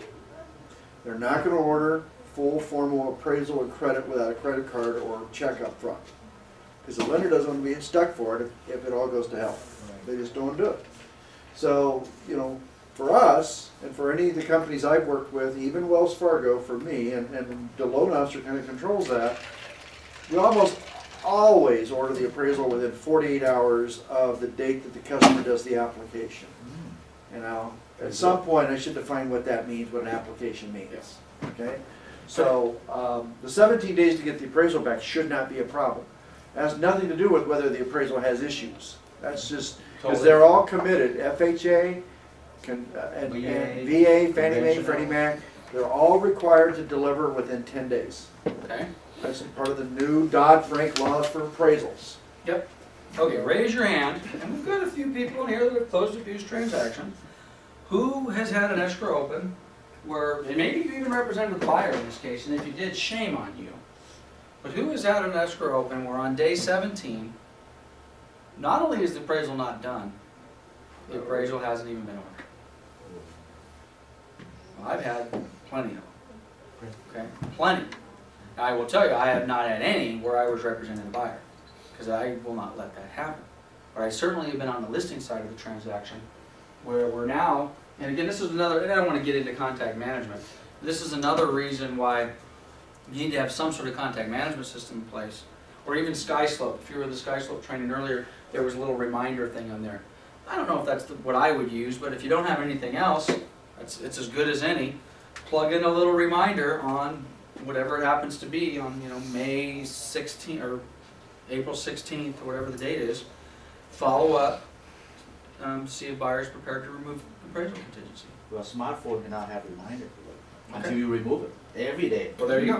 Well, there it is. Every day. Boom, boom, boom. I gotta get it. Do I have it? Do I have it? So long list every Do I get it? day. Well, let me ask you this. I mean, if you're the listing agent, or let's say you're representing the buyer, I'm the listing agent, and I call you on day 17, or Janet sends you an email and says, hey, prepare to remove appraisal contingency, or for that matter, loan contingency, or whatever else we have on here, and you inform me that the appraisal has not been ordered, Oh, what are the chances of me giving you an extension? Probably zero. zero. Not probably zero, zero. Now, if you told me it's ordered and we're need a couple more days, that's still a problem for your buyer. In most cases, agents and sellers will be reasonable and they'll give you, again, you gotta be careful. Use the scenario we just talked about. You know, Brad and I are just waiting for a reason to cancel the deal because we have a higher cash offer, and that's as good a reason as any. But in most cases, you can get an extra couple, 3 days. But I can count, I'd have to take my shoes and my hands, and I'd need everybody to take their shoes off and fingers raised how many times I, as a listing broker, have been told on day 18, or for that matter, we've got a 30-day escrow, and not only are we not ready to close on day 30, not only do we not have a loan approved on day 30, we don't even have the appraisal ordered on day 30. Now, on that particular case, shame on me just as much as anybody else, because as a listing broker in that case, I'm not doing my seller because I didn't follow through. And quite honestly, if on day 17 you tell me you haven't even ordered the appraisal, frankly, probably shame on me as well, because that's something I want to follow. Come on, where are we? Did you got the appraisal order? Okay, yeah, order. By the way, do people lie? No, I people did, don't I buy. did. I gotta tell you, people lie. Yeah. Oh, sure, it's been ordered any day. Gonna happen any day. We could go on for hours just about that. Okay, so we've got our appraisal contingency. Okay. And now what's another thing that's very common in this marketplace? Basically, in this particular marketplace, a lot of sellers are basically saying, we'll give you a loan contingency, but I'm not going to give you an appraisal contingency. Mhm. In other words, we sell it for, what we say, $250? 250. Appraisal comes in at $245. Mhm. Tough. You agree to pay the difference between the value, appraised value, and the contract price. Now again, if you get a counter offer back, before you even talk to the buyer, you immediately turn to your lender and say, Brad, with this particular buyer in this particular loan program, can they do this? Are they allowed to pay the difference between the sales price and the appraisal? If the answer is yes, then you can turn to your buyer and you can say, okay, well, how bad design? And then you also have to have a different conversation with them. Let's suppose it goes like this. Our contract price is $250. And let's suppose that we kind of feel that $250 might be a little tough. Market's rising, but we really think, frankly, it's probably worth $245.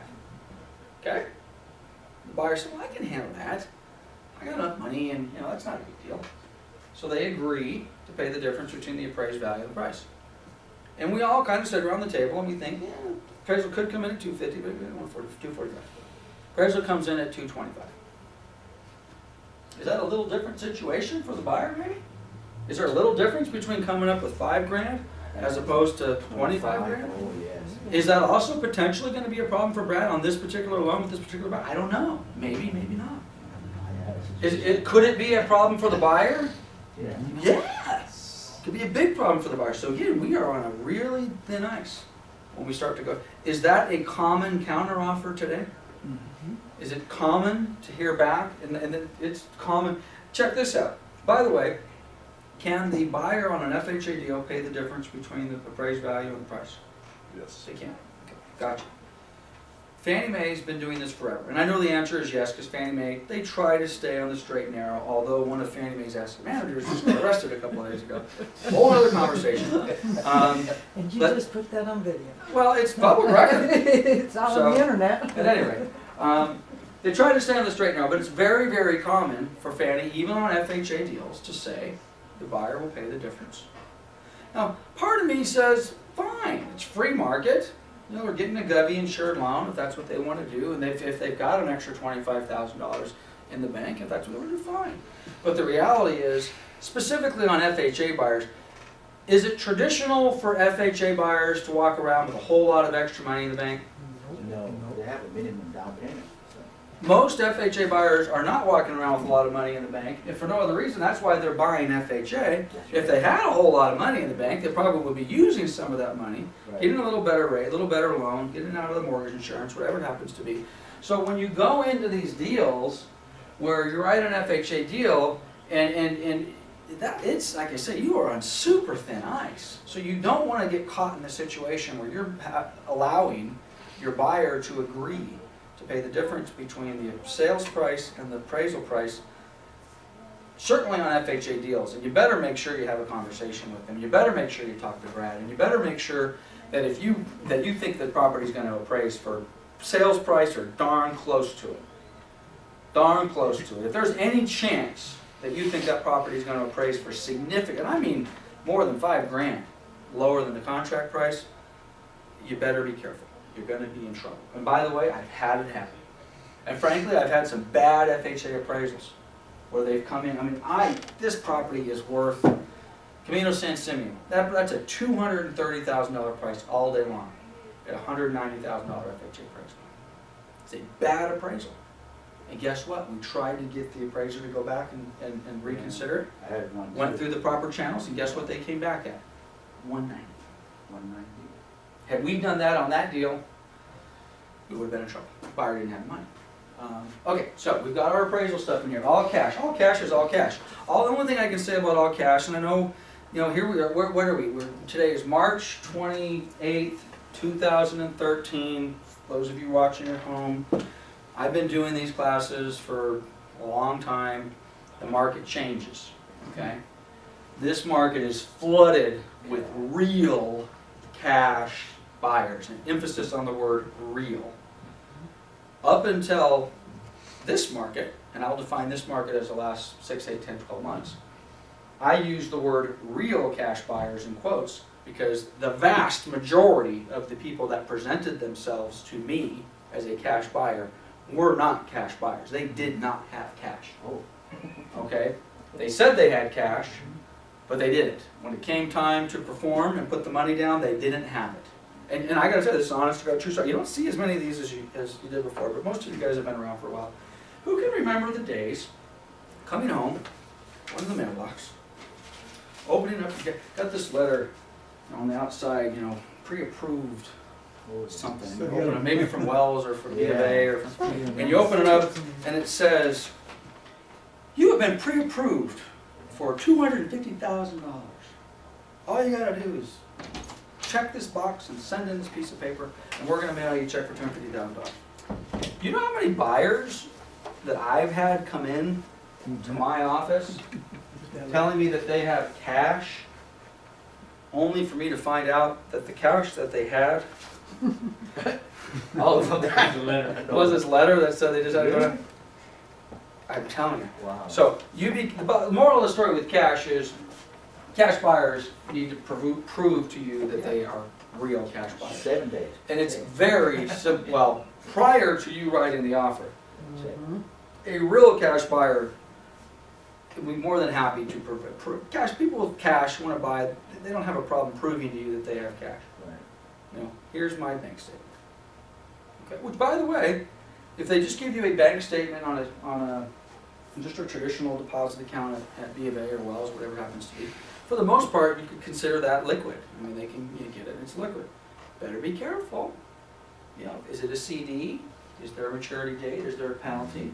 Are you prepared to, you know, break your maturity date and hit the penalty? It's in an annuity, it's in a stock account. How quickly can you get it? 401k. Where's the money coming from? Now, you've said cash, and you said you can close in 10 days. And again, a lot of times, buyers with cash, that it's locked up in these other areas, they don't maybe understand it's not as easy to get that cash. They may just think all I got to do is make a phone call, go to the bank and get it. And again, in their defense, they may not understand that it takes a little bit longer to do that. Anybody ever had a cash buyer? Any of them say, oh yeah, I'm just waiting for my workers' comp, my attorney told me my workers' comp settlement. I heard that. I mean, It's coming in, man. I heard Next that, Friday. Next Friday, they promised me a workers' comp settlement. Call me when you get it. Amen. I've had dozens of those. I've never ever had one of those. I don't know what it is about workers' comp settlements. They just make craziness. Okay, so there's our cash buyers. Buyers stated financing. Seller has relied. This is important. Let's take a minute on this. Buyer stated what that means is the buyer has said on page 1 they're doing the following type of loan. I'm doing a conventional 20% down loan. Okay? Stated, I mean, look at that. That's because the scale's highlighted. Oh, is that what it is? I walked on it? Yep. See now, yeah, there you go.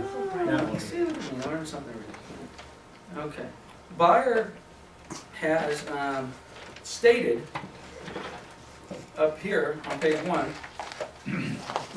here on page 1, that they're doing 20% conventional, right? Okay, so you're doing a 20% conventional loan. I have told my seller that the buyer has stated, and this has nothing to do with stated income, No. okay? I've stated I'm doing a 20% conventional loan. Seller has relied on buyer's representation of the type of financing specified, including but not limited to, as applicable amount buyer's down payment, 20%, contingent or non-contingent upon the loan, or cash if buyer seeks alternative financing. Seller has no obligation to cooperate with buyer's efforts to obtain such finance. Let's just stop right there for a minute.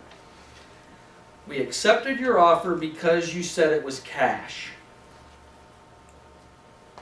You would now we get a phone call from an appraisal that says, we'd like to set up an appraisal on 123 Main Street. Who are you with? Yeah, I'm doing a loan for PHH. Excuse me? I thought we had so I called, hey, what's going on? I thought we could cash. Oh yeah, I talked to buyer, they really want to keep the money in the bank, they thought we get a loan. Excuse me? Yeah, they said we want to keep the money, they put the money, we thought we get a loan. Usually an out of area Oh. lender too, they're Okay. hard to reach. Now, it doesn't have to just be that. Changing from 50%, is there a difference, that's just the feel of it. Is there a difference between a 50% down payment loan and a 40% down payment loan? There's more money in the deal. Between a 40% and a 20%, well, there's more money in the deal. Between a 20 and a 10. Between a conventional and an FHA. Between an FHA and a VA.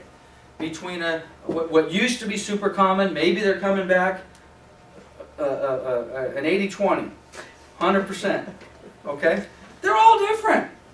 I'm sitting down with my seller advising them, we're going to accept this offer, Matt, because it's cash.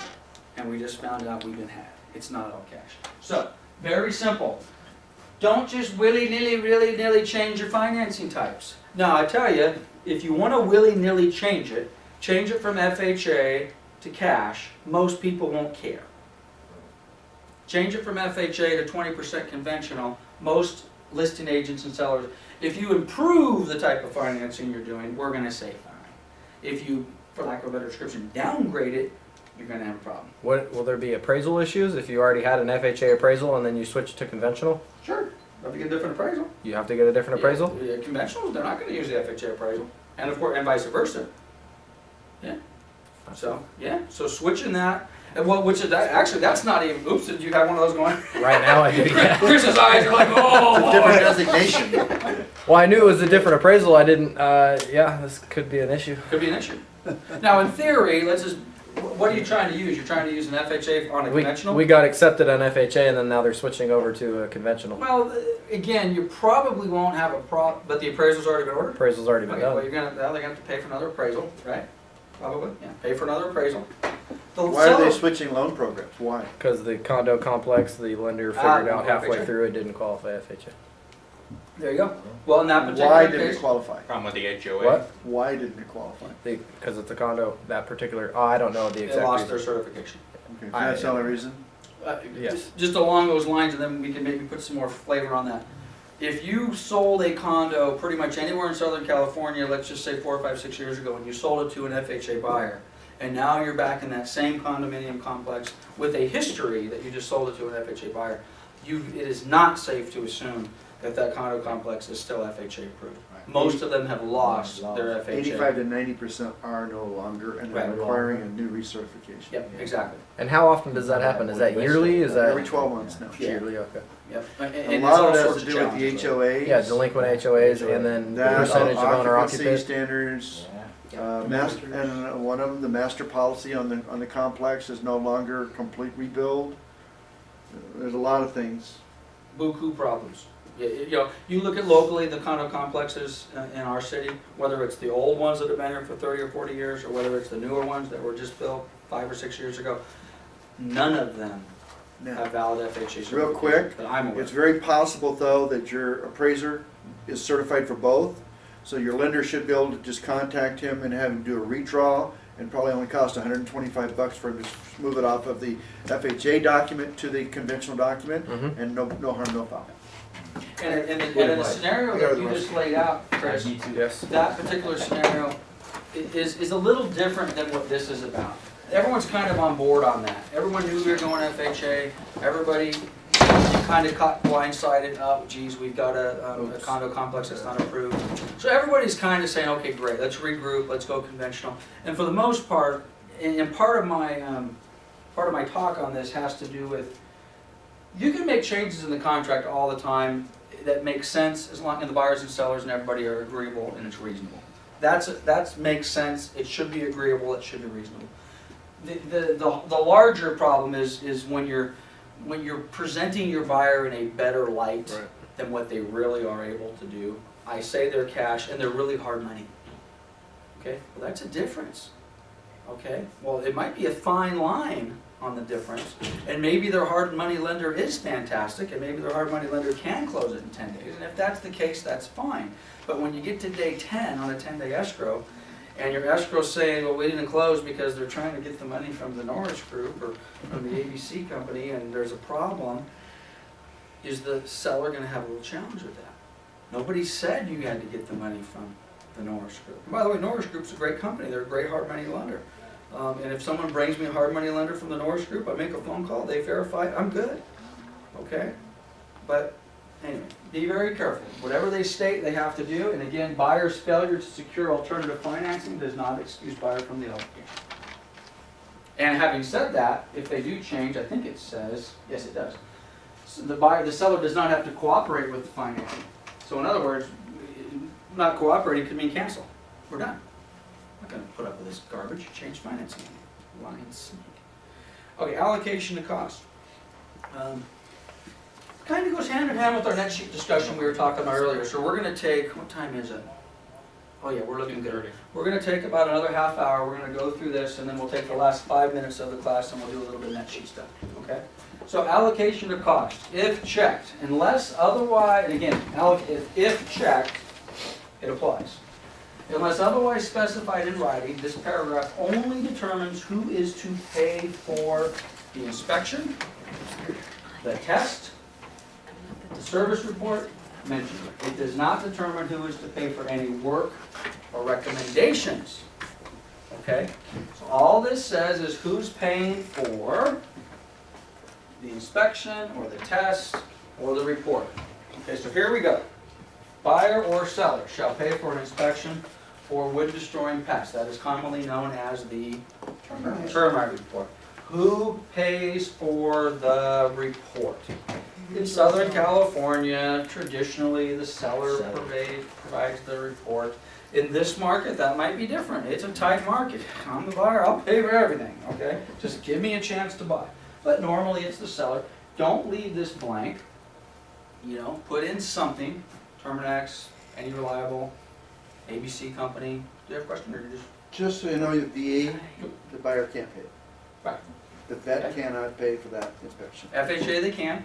Conventional they certainly can. Cash they certainly can. VA that's one of the exceptions. Yeah. I was kind of running into some situations with this before where I actually checked, seller to pay for it. Okay. Well, it came back that there was repairs that needed to be done. Now those repairs have to be completed prior to the lender funding the loan. Okay. If it's not on the RPA, then the repairs do not have to be done prior to Well, I think it's gonna depend a little bit on what type of financing you're doing. Keep in mind, as this just stated up here, all that this, just from the sheer contract standpoint. Right, okay, I'm sorry. The lender may have different things to say about it depending on the type of financing you're doing. But from a contract standpoint, all this just says is who's gonna provide the report. I want a report from Kirkland Termite Control, okay? Now, if the report comes back, and again, what form do we have to use to determine who's gonna pay for what? That's the WPA form. WPA allocation. Who pays for section 1, who pays for 2, section 2, so on and so forth. Now again, and depending upon the loan, the lender may say, well, now you've given me a termite report, and yes, these things have to be done. Or, again, you know, a different type of loan, like, I don't give a crap, you know, get it or not. So let's just, for now, we can bring the financing part in, but for now, let's just say who's asked for it. Now again, little bit sidebar, let's pretend we're listing agents now. Let's pretend we've had this transaction in escrow previously. Let's pretend we had a termite report on the previous escrow. And let's pretend it says X, okay? You now have a buyer that has come in and asked for a secondary report with a different company, okay? You might want to deal with that in advance, because you do have a duty to disclose, I have a report with the ABC company and this is what it said. And you can deal with who's paying for what, but let's suppose it's the ABC company, and let's suppose for a minute when the agent and the buyer wrote that they wanted a report from the XYZ company, they really want a report from the XYZ company. Okay? Well, if that's the case, you have to understand you will now have 2 reports, and they may not say the same thing. 2 appraisers, no. 250, 245. 2 termite guys, termites over there, termites over here. Termite cost 1,000, termite cost 1,200. One guy finds fungus, the other guy doesn't. Okay, so and both those reports are in play. And of course the buyer now, of course, wants everything done on both reports for the absolute maximum amount of money. This is probably getting off on a tangent again with the lender issue. What if the listing agent does provide that and says, here's the WPA, or I'm sorry, here's the report that there is some damage on it. Yep. And now we both know that ahead of time, and I Yep. disclose to the buyer that there is some stuff. Yep. Rather than having taken care of this in escrow and do the repairs now, let's leave it off of the RPA, because now we know prior to. Yep. Is that allowed? Perfectly fine, as Okay. long as it's disclosed and it's understood. Now again, depending upon the type of financing we're doing, if the type of financing is going to require a free and clear termite report. Right, then. Well, Which they normally don't, they usually don't. Right. Okay, so here's the key. If you disclose it as a cost, we gotta see it, you can't undo it. So Okay. if you put it on a GFE, if it gets on a HUD or disclosed in your lender instructions that it was done, or your lender's package, etc., you can't undo the do. well, no, I'm not saying to I think what do you're saying that. What I'm is that they're saying gonna deal is- with it after close of escrow. Correct. I'm saying let's As hide long this as report. the appraiser doesn't make any comments and require Okay, a termite, Right. because anything that's in section 1 Has to be done. and anything that is considered health and safety for any of them has to be done before docs can be Right. drawn. Right. Well, let's give you a good example, totally off the path, but it kind of ties into what Chris is talking about. Let's just suppose for a second, which by the way, the termite guys do this a lot. This bothers me a little bit. This is a wood destroying pest or Oregon, which by the way, just a real quick term. We do a whole class on termite reports. Termite reports are not all about termites, okay? You know, fungus, you know, mold, mildew, dry rot, that sort of stuff. That screws up wood and eats wood just as fast, you know, that's the organism part, the little fungus in there, okay? That destroys stuff just as fast as termites do. Okay, but we send out ABC termite, they look at the property, they do not find any termites, they do not find any fungus or dry rot or any wood destroying organism. Basically the property is clear. But they make a notation. While in the attic, noticed stain on the roof sheathing in the northeast corner of the property. No evidence of fungus or dry rot, I just noted a stain. May want to look for further investigation. What are they basically saying? They're saying the roof's leaking. The termite guy is saying that your roof's leaking. Okay. Now Brad's gonna make us get a roof. Right. Now, honestly, I have a little problem with that. Because the reality is if you go in, who is driven by a housing complex, or for that matter, any building construction site, driven by, oh, look at that, they're doing that today. You're driven by, oh, they're doing that today. Oh, look at that, they put the roof sheathing up. They must be getting ready to do a roof thing. And then you drive by the next day and it's raining. And you're like, oh shit, it rained before they got the roof on. Has anybody seen that happen? Yeah. I see it happen all the time. Yes. Okay? But, and again, it's not an unreasonable observation for somebody to say, I see a stain on the sheathing in the attic. And there's not an unreasonable conclusion to draw there may be a roof leak, current or past. But you give a termite guy that does that, he is now throwing the proverbial wrench into the deal. Because now you're going to want the buyer naturally saying, oh geez, you know. Or again, maybe you've got that, you disclose it and say, hey, just want you to know this is the termite report we've got, reputable company, you know, yada yada yada. They did make this notation, but what an idiot. I mean, look at that roof. I mean, it's obvious that this roof was replaced, you know, 6 months ago. And not only that, which obviously would be even better. Oh, by the way, here's a receipt for the roof that we just did. So, why the termite guy put that on there and didn't mention that we have a brand new roof, I don't know, but they did that. Things like that muck up the waters. But the bottom line is you got to disclose all of that. You got to disclose, disclose, disclose. But back for our generic purposes here, who's going to pay for the report and what are you going to do? Do you have multiple reports? If so, you've got to disclose. Pick reputable companies, guys. I can't tell you how important that is, okay? Number 2, buyer or seller should have to pay for or have. By the way, I am not a big fan. I see this all the time. Boom, boom, boom, boom, boom, boom, boom. Okay, what? Seller to pay for, have septic or private sewage disposal systems pumped and inspected. Well, it's not on a septic. Why am I checking the box? Why, just in case. Come on, do a little bit of homework, guys. It's not on a septic. If I'm a good listing agent, someone checks that box and it's not on a septic, I want to counter it out just because I don't want there to be any misunderstanding on the buyer's side that the property might be on a septic. So I'm just saying, hey, item number 4A2 does not apply, property on city sewer. Okay? But people do that all the time. Now again, going back to Anna and Debbie just running this pause, you haven't closed that deal yet, have you? Not yet. Similar problem, or not similar problem, but a problem as it relates to this. The property did have a septic. The contract says, who will pay for the inspection? This does not say, seller shall pay to have septics or private system pumped and inspected and certified to be in working order. It just says, pumped and inspected. Now, if you know anything about septics, which you probably don't, you cannot inspect, when you inspect the septic, you locate it, which sometimes is harder than you might think. So let's just assume they've located it. Lots of ways they can do that. They dig a hole in the ground. These are big concrete boxes the size of this table approximately. And they've got big concrete lids, 2 feet by 2 feet, big enough for someone to go inside if necessary. And they pull the lid off, block. They stick a pump in there and they pump the shit out. Okay? Literally. Okay? So that has been pumped. Now in the process of inspecting, they're doing, silly things. The lid has got a crack. Well, lid's cracked. We need a new lid. How much is a new lid? Well, it's a concrete lid, $100. Okay, well, that's part of the inspection. The whole septic thing has got to be, geez, now you got a bigger problem. The whole holding tank's got a crack. So they inspect it. Does the system seem to make sense? Okay. Then they go in and they basically turn the water on and they run it. I don't know what the rules and regulations, depending upon the size of the house and the size of the tank, I'm sure there's a spec.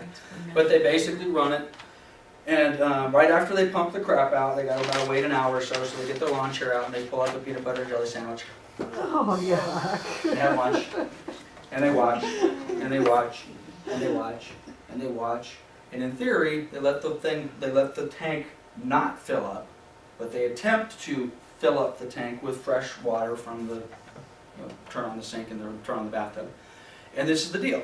If after whatever the period, let's say an hour, if the water's been running and it's not filling up the tank, they have special specs they use. The tank will then certify. Basically, the systems, if you're not familiar, we'll do another class on them, but the water is leaching out into the backyard and it's absorbing properly. But if they're running the water and it's not absorbing properly, then the tank starts to fill up, and guess what? You cannot certify. Okay? Now, this says nothing. By the way, does a buyer want the property pumped and inspected? Not really. What they really want is they want to make sure the damn thing works. It's certified. Pumping it and inspecting it, by the way, how much do you just have under $500? For the About 500 inspection was 500. Give just between $400 and $600. That'll get you this. If everything's fine, then to go with it, you get the bonus. And the bonus is a little certification that says everything's fine, which is really what the buyer wants. Okay? So you have to understand this is only covering the cost to check it out. So you better cover, I don't care what side of the fence you're on, if the property has a septic, when I say what side of the fence, whether you're representing the buyer or the seller, somewhere, and you can't do it here, there's really not a whole heck of a lot. By the way, this is supposed to say by right septic company or something, okay? Later, somewhere else in this contract, you need to have some language that says, oh, in addition to the seller providing a septic pump and inspection as provided by paragraph 4A2, seller agrees that they will provide a certification that the septic is in proper working order at close of escrow. Now, if I'm the buyer's agent, I may just leave it at that. Certification. Now, if I'm the listing agent, if I get that language from the buyer's agent, I'm gonna talk to my seller. Hey, Matt, they want it pumped, inspected, and certified. It's gonna cost us $500 to get to part A and B. Part C is unknown. How much money are you willing to spend on this? Not much, Lance. Okay. I'm How not much? making that much on the house. How much? $1,000. Okay. Great. We're gonna counter back.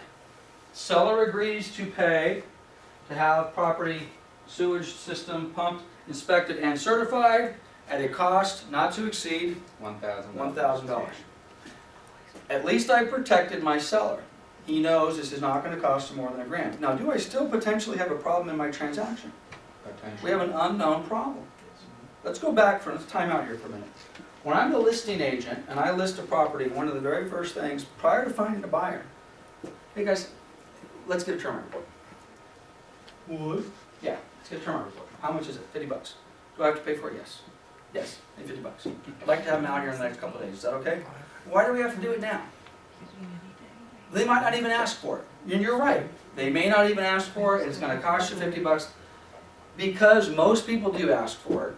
And again, in this market, it's a little bit different. So maybe in this market we don't do this, but I'm not going to change my procedures. I want you to spend $50. Let's get a termite. Let's find out what we're dealing with. Termite guy comes out and says it's clear. Great. We can now tell the buyer's agent it's clear in advance. We can put it right in the listing. Seller has already completed termite report and it is clear. Cool. Or, geez, it's $2,500. I got to get the thing fumigated. Are you prepared for that, Matt? No. Do I have a problem? Yes. Would I rather know that problem today, or would I rather know that problem 2.5 weeks into escrow? Better to know it I today. want to know it today. Apply that same logic to the septic. We haven't even listed it yet. Matt, when's the last time you had your septic looked at? I don't know, 5 years. Well, most people say never. Correct. I was gonna say 5 years, that's not 17 bad. The toilet's flushed, you know. 17. And again, these are little things that you learn by experience. Matt, this is a big house. I see that you live alone. Where's your wife and your kids and your dog? Well, I don't have any. I don't even see that you have a place to do laundry. I don't do laundry. Okay, so I've got one guy Okay, no living by laundry. himself in a 2,500 square foot house that doesn't do any laundry, which means I got one guy taking a poop, I got one guy taking a shower, I don't have him doing any laundry. Is this important when it comes to a septic system? Yeah. As opposed to a house that's that large, it's a 2,500 square foot house, it's made Yes. for a family Yeah. of 6 or 7 people, A lot more wearing. which means a lot more laundry, a lot more showers, a lot more. Where does all that water go, you guys? Septic tank. It goes in the septic tank. Okay? I've sold that house. And I've sold it to a buyer who then subsequently moved in a normal sized family that takes showers and does laundry. You know how much water it takes to take a shower and do laundry? A lot. Taking the poop part doesn't take a lot of water. It's the showers and the laundry. You know, I'm doing laundry all the time. Well, you're filling up your septic tank. The system, it worked good for one guy, it didn't work good for 10 guys. So I want you to order the septic early, and I want to identify how much I'm willing to spend. Now, the problem with the termite and the septic, if you've now said, I will not spend more than $1,000 to get the termite clearance, and I will not spend more than $1,000 to get the septic done, you know right now you are open to a possible secondary negotiation in the transaction. And based upon what my seller has already told me, that secondary negotiation could torpedo my deal. Now in this market it might not matter, because the buyers are so willing to do anything. But in future markets, that probably is going to matter. Does that same logic apply with the septic thing that we were talking about with the wood destroying pest organisms? If it's not on there, it doesn't need to be done? That's not the same, right? Again, it depends on what the appraiser puts on. But most of the time, if you've got If there's a septic, you need. Let's back up a minute, and let's forget for a second about what the lender says, okay? I'm not as concerned about a termite. Termites, they're bad news, but you know, in most cases, you get termites taken care of for $1,000, a couple $1,000 if you got it a few. Septics are a little bit of a different story. If you're representing the buyer, you don't really want to take that chance. You could easily run into a $10,000 problem on getting a septic redone. Easy. I had a property that I sold down. It was a Fannie Mae years and years ago, down off of Gifford, on East Moreno Valley, and septic won't certify. They had 2 leach fields available on the property. Leach field 1, the house was old. It had been saturated. They new leach field over to the other side of the property. This is what I'm saying. It's saturated. There's no other place to leach the septic system. Couldn't finance it. The only way we could finance it is if we're going to abandon the septic, we're going to hook to the sewer, which at the time wasn't readily available and very expensive. We ended up selling it cash at a huge discount.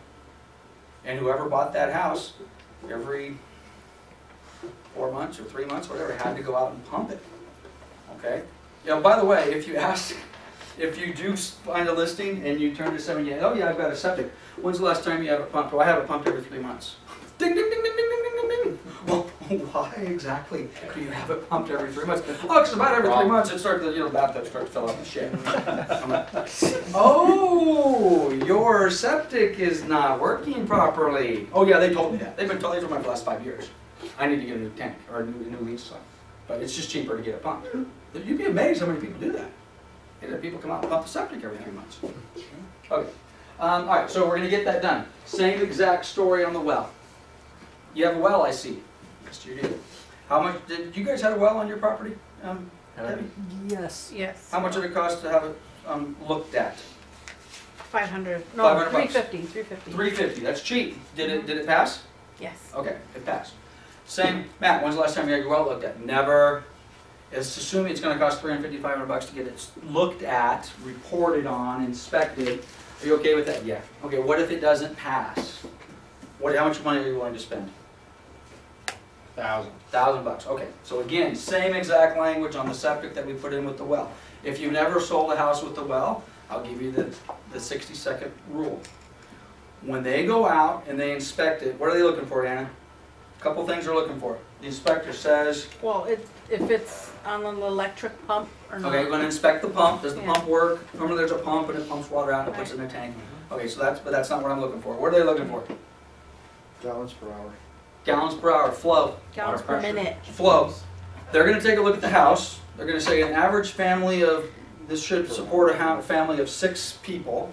And 6 people need so many gallons of water per day, per month. And in order to get so many gallons of water, you have to have so much flow, gallons per hour. And really what that means is, the water's flowing past the wellhead, down there. And they just measure it. There's a little thing and it says, oh yeah, oh dude, you've got great water. Oh my God, you got enough water to power the whole block. You're in great shape.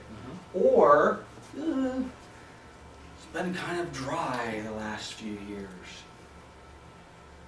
According to whatever specifications the well people look at, they basically say, hey, you don't have enough flow, enough gallons per hour. Can they fix that? Not really. How would you fix that? Drill deeper. Yeah, you drill deeper, or Put it you through a drill smaller in a pipe. or you drill in, yeah, that'll have to Measured up here. It's not measured down That's there. great. I love that. That's the best answer I've heard in a long time. So you either drill deeper or you drill in a different location. Money, That's gonna cost money, a lot money, more than money, money. $1,000. And a wells is 25,000 and up. There you go. So, now again, if that's the only water source on this property, is that important to the buyer? Sure. There is a beautiful property. I almost bought this thing. I wish I would have in hindsight. You're driving out of Marina Valley, you go up, you're going into Ritchie Canyon, okay? Right as you get to the top, just where you're ready to crest over and go to There's a Ritchie house on the Canyon, left. look at the house on the right, depending on which way Right. you're going for. The Okay. house on the right with the zigzagging house. Okay. I almost bought that house. Guess now, I'm assuming this hasn't changed, but when I almost bought this house 20 years ago, guess why I didn't buy it? It has Oh. water. If you notice, there's a huge water tank on that property. Guess how they get their water? They truck it Truck in. it up And that's not a fun driveway. Wow. No. So they truck their water in, I have no idea what it costs. And it's funny, if you look at that property, if you pay, now you probably couldn't tell because it's probably covered with sagebrush. When I was looking at the property, they had little like stakes with things on them. They had drilled all over the place. They had 7 or 8 drills at God knows how much, how many feet they went in, and there was no water. That's a problem to finance. Okay, that's going to be a problem. But again, you want to cover who's going to pay for it. There's one other thing in addition to the flow, how much water there is there's like a bacteria count. pH level or something? The clarity, and there's a, I don't know what it is, there's like a little organism, you know, it's you're down, you're in the ground, man, there's fungus and shit that goes in there, okay? Can you fix that? Believe it or not, and Put a filter in. well, the first time I ran through that, I was kind of shocked. They'll, you know, pour stuff in there. Pour like, and it's not bleach, but you know, they pour some sort of, it Can lowers kill the the enzyme bacteria. level, they put it in the filter, it kills the bacteria, We whatever. don't have to do that anymore though. Now you can, okay. Now they have to add, yeah, you can't put anything. A filter in the tank. It has to be a filtration Gotta system. take care of it there. So it comes up with I little know organisms. this because my dad had a Yeah, well for yeah, years filter. and we had to live with all this crap. Bottom line, wells and septics are tricky. We don't make enough money in our commission to recover from these type of mistakes. Okay? That's the point on this. In fact, we don't make enough money to cover on most of these mistakes. So termite can wipe your commission out just like that. A septic certainly can wipe your commission out. A well certainly can. Well, that's fine to me, easy ones. Natural hazard disclosure, pretty simple. Normally the seller pays for it. Natural hazard disclosure prepared by property AD or whoever it happens to be. So we're going to get that filled out. And by the way, we never use the CAR form that says the yes or no, severe fire hazard, flood zone, all the rest of it. We do not fill that out for our clients. I don't care if they work at the department that prepares the reports. Your client doesn't fill that out. Okay? Have them spend the $50, get the report, comes with the insurance, it's a legitimate company. And again, the buyer can pay for that. I don't know if there's an FHA rule that says they can't, but in most cases, it's $50. The buyer can pay for that. Okay? Seller will pay for the following inspections. Come up with whatever you want. The roof inspection. This is where you got to be careful. I've had agents that create problems in their own transactions that are completely unnecessary. Well, I know that the roof looks new, but what the heck? Let's just ask for an inspection anyway. Okay? Why am I doing that? Well, the pool looks pretty good, but why don't we have a pool company come out and inspect the pool? Make sure the pool works. Let's inspect everything. You know? Okay, I get it. I get it. I'm protecting my client, and I don't want any surprise. I get it. But guys, let's use some common sense. Okay? And at the same time, if the buyer, on the other hand, wants to pay for all this stuff, that's fine. But if you're asking the seller to provide a roof certification on a roof that looks beautiful, you're probably going to not have your offer accepted. You're certainly going to send up a bunch of red flags. Now, if you're asking for the seller to pay for a roof inspection on a roof that's obviously shady, that makes sense. But be careful what you ask for when it comes to that. And then again, just a traditional home inspection. Traditionally, if the buyer wants a home inspector to come out and inspect the house, a couple $300, they pay for it. Okay? And again, we in our industry have been a little bit bashed, and maybe rightfully so, that we kind of discourage the home inspectors because they create nothing but problems in our industry. If you have that reservation, just get over it. Get the home inspector. Always encourage them to get the home inspector. If the home inspector comes out and lists a bunch of stuff that's nonsense, you need to be a strong agent, talk to your client and say, this is nonsense. It's a $250,000 house. Yeah, I understand that there's a summary sheet. I understand there's 32 things on there. But welcome to home ownership. By the way, let me introduce you to Lowe's. and Mr. Home Depot. Because there's 32 things in there, but if you really go through and you look at those 32 things, you think you and I could go to Lowe's It's a honeydew and list. spend about maybe $100, and you think we could come back and maybe spend a weekend? You think we could take care of all these things? Yeah, we could. Well, then, why don't you do that, Mr. and Mrs. But you said we Because- were gonna do it. I did. Why don't you do that? Because asking the seller subsequently to come in and pay, which by the way, a lot of times they will do. But I gotta tell you, when I'm the listing agent and you bring me a list like that, you are sending me a message. And it is not the message you think it is. You may think the message you're sending me is that you're protecting your buyer and I'm a great agent. And I got you. And that you're a great agent and you're gonna get all these things done. The message you're really sending to me is you are weak. And I do not want to go into escrow with you again because you being weak are potentially going to scare away a buyer on a perfectly legitimate property. And I don't want my income to be dependent upon your stupidity scaring away this buyer over something silly. And you fooled me once going into this deal. And you know what? Because you're weak and because you've given me this list, I'm probably going to go to my seller and say, man, I'm a little upset with this, but I got 32 things of nonsense. And I just know that the guy on the other end of this deal is going to blow this up. Okay, so we're going to go do this. We're going to spend $200 and we're going to get this crap done. And then I'm going to tell that agent again, next time you write me an offer, I'm not going to put up with this bullshit. Okay? I'm not going to put up with this because this is nonsense. The doorknob is loose. Screwdriver. I'm not kidding. Missing screws. I'm not. The screen in the back's got a little tear, a little fluffy, got the claw on the screen. Are you kidding me? Yeah, there's a whole bunch of other things your inspector missed too. Welcome to Home Depot. Welcome to Lowe's. Welcome to home ownership. Now, having said that, there are important things. I mean, they're legitimate stuff. There's a crack in the foundation. There's this. There's that. Electrical bumps. I get all that. It's the little stuff we should not be screwing around with. As long as we're going to just skip ahead a little bit on the walkthrough. Same thing. Forget about the home inspector. I'm now doing a final walkthrough with my buyer, and just look at that. That baseboard has got a scuff on it. Yeah, a scuff. Look at this. Oh, Well, I'm not kidding. I have seen some crap. Little crack in the chicken. The chicken has got a crack in it. Little crack in the kitchen tile. You know, the handle on the bathtub is a little loose. Get rid of that garbage. Don't be negotiating that stuff. You first. I just want to share, does anybody here know when a home inspection cares to a lender? Do they Never. ever care? Never. What? The home inspection done? Never. Never? Never. Not correct. No, I set you up though, Chris. When you have it. When there's a flip property involved, Uh-huh. the home inspection is as important, if not more, than the 2 appraisals you have to do. Do you really put the home inspection on there? Buyer to pay for his own home inspection? You put that on the RPA? Why not? I don't know why. You don't have to. Well, yes, you need to put it somewhere. You can't just send an inspector over to seller's house without the permission. Well, So- I'm not saying that. But Well, but you might as well put it on here. Buyer to pay for home inspection. if we put it there, then do we have to get that for your protection, get your home inspection thing, or the waiver that you say No, you yes, can I'm put it going there. to? But keep in mind, on any inspection you're gonna do, maybe I'm answering a little bit different. I would recommend that you, if they're not gonna get it, then don't have to worry about it. You can have them sign the waiver. If they are gonna get it, I would put it here, and that they're gonna get a home inspection. Because a lot of times does the home inspection thing have a spot for the seller to sign? Doesn't even have a spot for the seller to sign, does it? It just says this is what you're gonna do, what we're gonna inspect. Yeah, you wanna are or put you're it not. here, because by the way, you cannot order an inspection on a property without the seller's knowledge.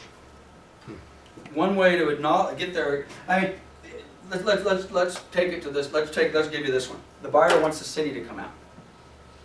Okay, buyer wants to pay, which by the way, there's no place on here for a city inspection, but the buyer is a code enforcement inspector for the city of Green Valley. He's walked with it and he said, well, I've been doing this a long time. I think there's a couple problems here. And by the way, they've probably already gone down and verified what the problems are. Patio cover in the back's not permitted, right? okay? But anyway, let's pretend they don't have that much knowledge. But the buyer says, well, I want to get the city of Marin Valley to come out and just make sure everything's up to speed. Looks like they got a new hot water heater, and I wonder if they pulled a permit for it. And boy, that roof looks pretty new. I wonder if they pulled a permit for it. And boy, that patio cover's beautiful, but I think they've got the way they've got the tied into the fascia and the header is just a little bit off. Okay, so they're just thinking through their mind. They want to city now. If you put in here, buyer shall pay for City of Marin Valley to come out and inspect property. And the seller says, okay, then you're fine. You don't put that on there. Now I'm the buyer's agent. 3 days later I call you and say, hey Brad, just want to let you know, city inspector is going to come by tomorrow. I'm going to say, what? No, they're The city not. inspector is going to come. Yeah, excuse me? For what purpose? Oh, but this buyer was just concerned that maybe the patio cover, wasn't permitted and the hot water didn't have permitted. Where did their concerns address the city inspector to come out? Well, they didn't. Well, bullshit. You ain't sending anybody out. Okay, you didn't contractually out. You want to cancel now, that's fine. You can cancel now. But you're not sending the city inspector out to my property. Because you didn't get it agreed to in writing initially from the contract. Okay? Not that we're trying to hide stuff, but what good can come from a city inspector coming out to your property? Nothing. Now, if the buyer is that concerned about it, I'll take my house in Riverside. I have a patio cover in the back of my house. On tape, doesn't have a permit. It's nice. Okay? You send the city inspector out. What's the city inspector going to make me do now? Tear it down. Going to make me permit it or tear it down or change it to me? Well, it's going to cost a lot of money. And I don't want to do that. And quite honestly, and maybe this isn't the right way to look at it, you want to buy my property. You, I think, really liked my patio cover. Well, do you want the patio cover to be there at close of escrow or not? Now, if you want to be completely incompliant, then fine, after close of escrow, you call the city inspector out there and you can come out and you can have him take a look at it. You can pull a permit on my inspection. And by the way, I'm going to disclose that sale of my house. Patio cover in the back. I don't have a permit. And if the lender has a problem with it, then I'll find another lender that doesn't. Or you can pay cash. Or if the lender has a problem, we will negotiate that. We will sit back and PHA says I have to get it permitted. Okay, Mr. Buyer, are you prepared to pay the cost of that? Or, fine, if they want it torn down, are you okay with that? If you say, yeah, okay, cool, we'll call the city up. Usually you don't have to. As long as the By appraiser doesn't give it a value. By the way, and I'm not joking about this, if you replace a sprinkler valve for your grass, are you supposed to pull a permit from the city of Marin Valley? Maria Valley, yeah. You gotta pull a permit for anything. They're looking for revenue. Anything. Any way they can get it. Really? Sprinkler valve. Obviously room additions, patio covers, water heater. Water heater, okay? You replace your own hot water heater because you're handy. Are you getting a City of Marin Valley inspection? Probably not. You call a plumbing contractor. Are they doing it? Probably not, but if they'll probably say, hey, you want a permit? Yeah. Go get one. Gonna cost you an extra $250. You go with that? Not that I'm encouraging us to invade the city, but I mean, that's how it Most works. people are gonna say. So when it comes to getting inspections, if you want it, you write it down. Or you have to, again, notify this up. I'll give you one real life, well, actually, there's other ones are real life examples, but I'll give you one more before we blow through the rest of this. And we will be done here in about 5 minutes. I had a property where I had a home inspector. We had on the contract property to buyer to pay for home inspection. Fine, buyer goes out, does a home inspection. Home inspector says, some of you have said this class, there is some mold the size of a thumbprint in the garage next to the hot water heater right as you walk in the door. And that's pretty much exactly what it says. There's a picture, evidence of mold, black mold, in the garage. Picture, size of a thumbprint, to the right of the door next to the hot water heater in the garage. So we sit back and okay, well, guess what? Mr. and Mrs. Seller, look at this. There's some mildew, some discoloration in the garage. Squirt, squirt with some bleach, rub, rub, kills. I'm done. Well, guess what? The next inspection the buyer had done, this property was vacant, by the way. Old The inspection. buyer has a certified mold inspector come out, gives me a written report, and that written report says it's going to cost $5,000 Look at that, I just Googled it. Look what you couldn't Google this 20 years ago. Certified mold inspectors, 911 restoration. Now, first of all, they had no authorization to send that inspector out. I was pissed. Why was I pissed? Because I now have a report that I now have to share with the next buyer, because I'm going to cancel this buyer, from some certified company that says that I have to spend $5,000 to remediate this mold. Okay, let's just check this out here real quick. Certified mold inspectors. Why are they at the top? Well, they're at the top because they paid. Someone, who are these people certified by? Let's see, who are they certified by? Certified, anybody see it? Nobody. Okay, well, I don't know who the hell are certified. Let's do this. Let's do another Google. Who certifies mold? Ah, here we go. Look at that. You gotta love this. Who certifies mold inspectors? Well, let's go. Let's get out of the paid ads. Let's take a look at this. Mold. Oh, hey, we can get training. Nor am I. Look at it. We can get training from the National Organization Remediation of Mold Inspectors. Oh, look at that logo. Norm. Okay. That's very noble. All right. Long story short, there is no government sanctioned certification or license for mold inspectors, period. If we today decided that we were going to become the whatever, come up with a fancy acronym of mold inspectors, we could do it. We can how quickly can we have a website up? Pretty damn quick, okay? And we could charge $200 or whatever we want to charge to, you know, water restoration mediation companies, and we could come in and we could say we're gonna issue a certification for mold inspector. It is bull hucky, okay? There is now. Is that true for termite guys? Nope. No.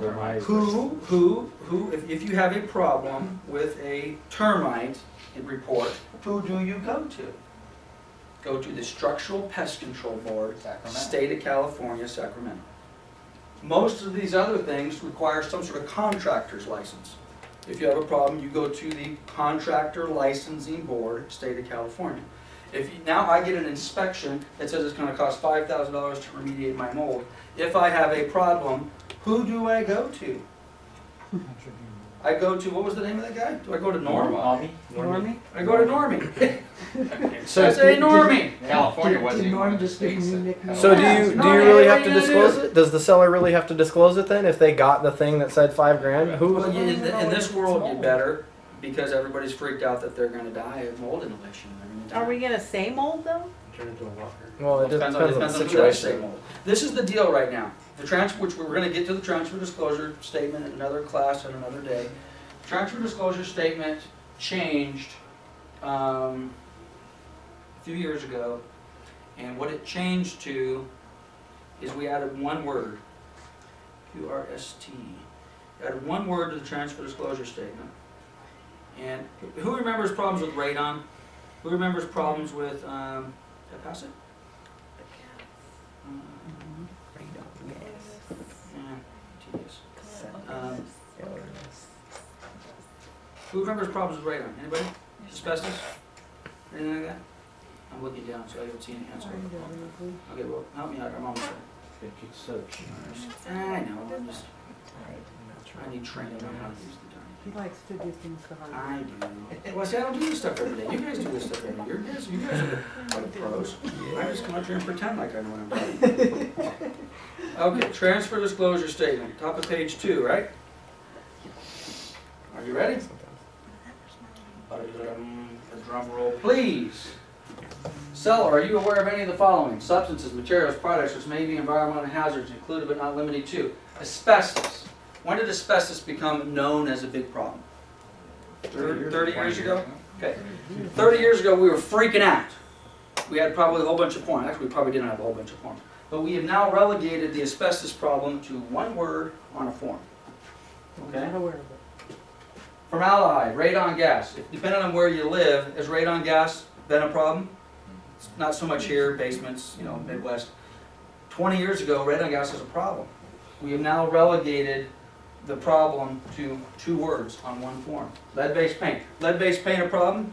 W pins are a big problem. We do have a completely separate disclosure. Little kids going over the window, eating the window. No, Well, we'll chew we've on got it. it covered. This word did not exist on this form 5 years ago. Okay, it didn't say mold. So we dealt with it. Are you, Matt, are you aware of any mold in the house? Yes. Go down to the bottom of the form, and then you might have to type a letter. And you go down here and say, in my prior escrow, the prior buyer ordered a inspection by ABC Mold Remediation, said I had a problem. Report will be provided upon request. However, I do not intend on remediating this problem. You want to buy my house or not? In this market, are they going to buy your house? Darn straight they're going to buy your house. And you know what they're going to do? Instead of spending $5,000, they're going to get a bottle of bleach, they're going to sprinkle on things, wipe it off, and put some pills on it. It's nonsense. Okay, we're going to take a couple questions, and we're going to finish. I'm going to do a real quick thing on the net sheet for those of you guys had some questions on that, and then we'll finish the rest of this form next week. And we will, by the way, we will finish the remaining 6.5 pages next week. Okay. It doesn't take one day to do each page. Yeah. Just to follow up on what you're saying about the mold remediation, about 3 or 4 months ago, I saw a thing on, I think it was NBC4. Okay. It wasn't in this area, but it was more like in LA. Okay. And they went out and like did an investigative report, and they Yeah. had all these mold inspectors come to people's houses, and they found like 6 out of 10 of them were finding unnecessary stuff. Total And nonsense. the estimates were all like sky high, like $10,000. Let me give you my mold story. You ready for it? Let me tell you, this is my background with mold. I've got a few of them, but this is the one that set me off, okay? I am not lying. A fingerprint on the wall. They sent it $5,000. So I'm like, this is 15, 16 years ago, 17 years ago. So wow, this is serious. You know, I'm gonna blow that. I wasn't doing that much. I needed this deal to close, man. Seller needed this deal to close, so I'm investigating. I'm learning. So okay, tell me what you're gonna do for the $5,000.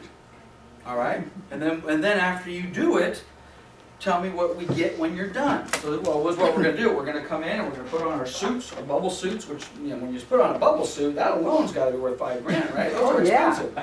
And we're going to wash the walls, and we're going to open the windows, and we're going to clean the air ducts.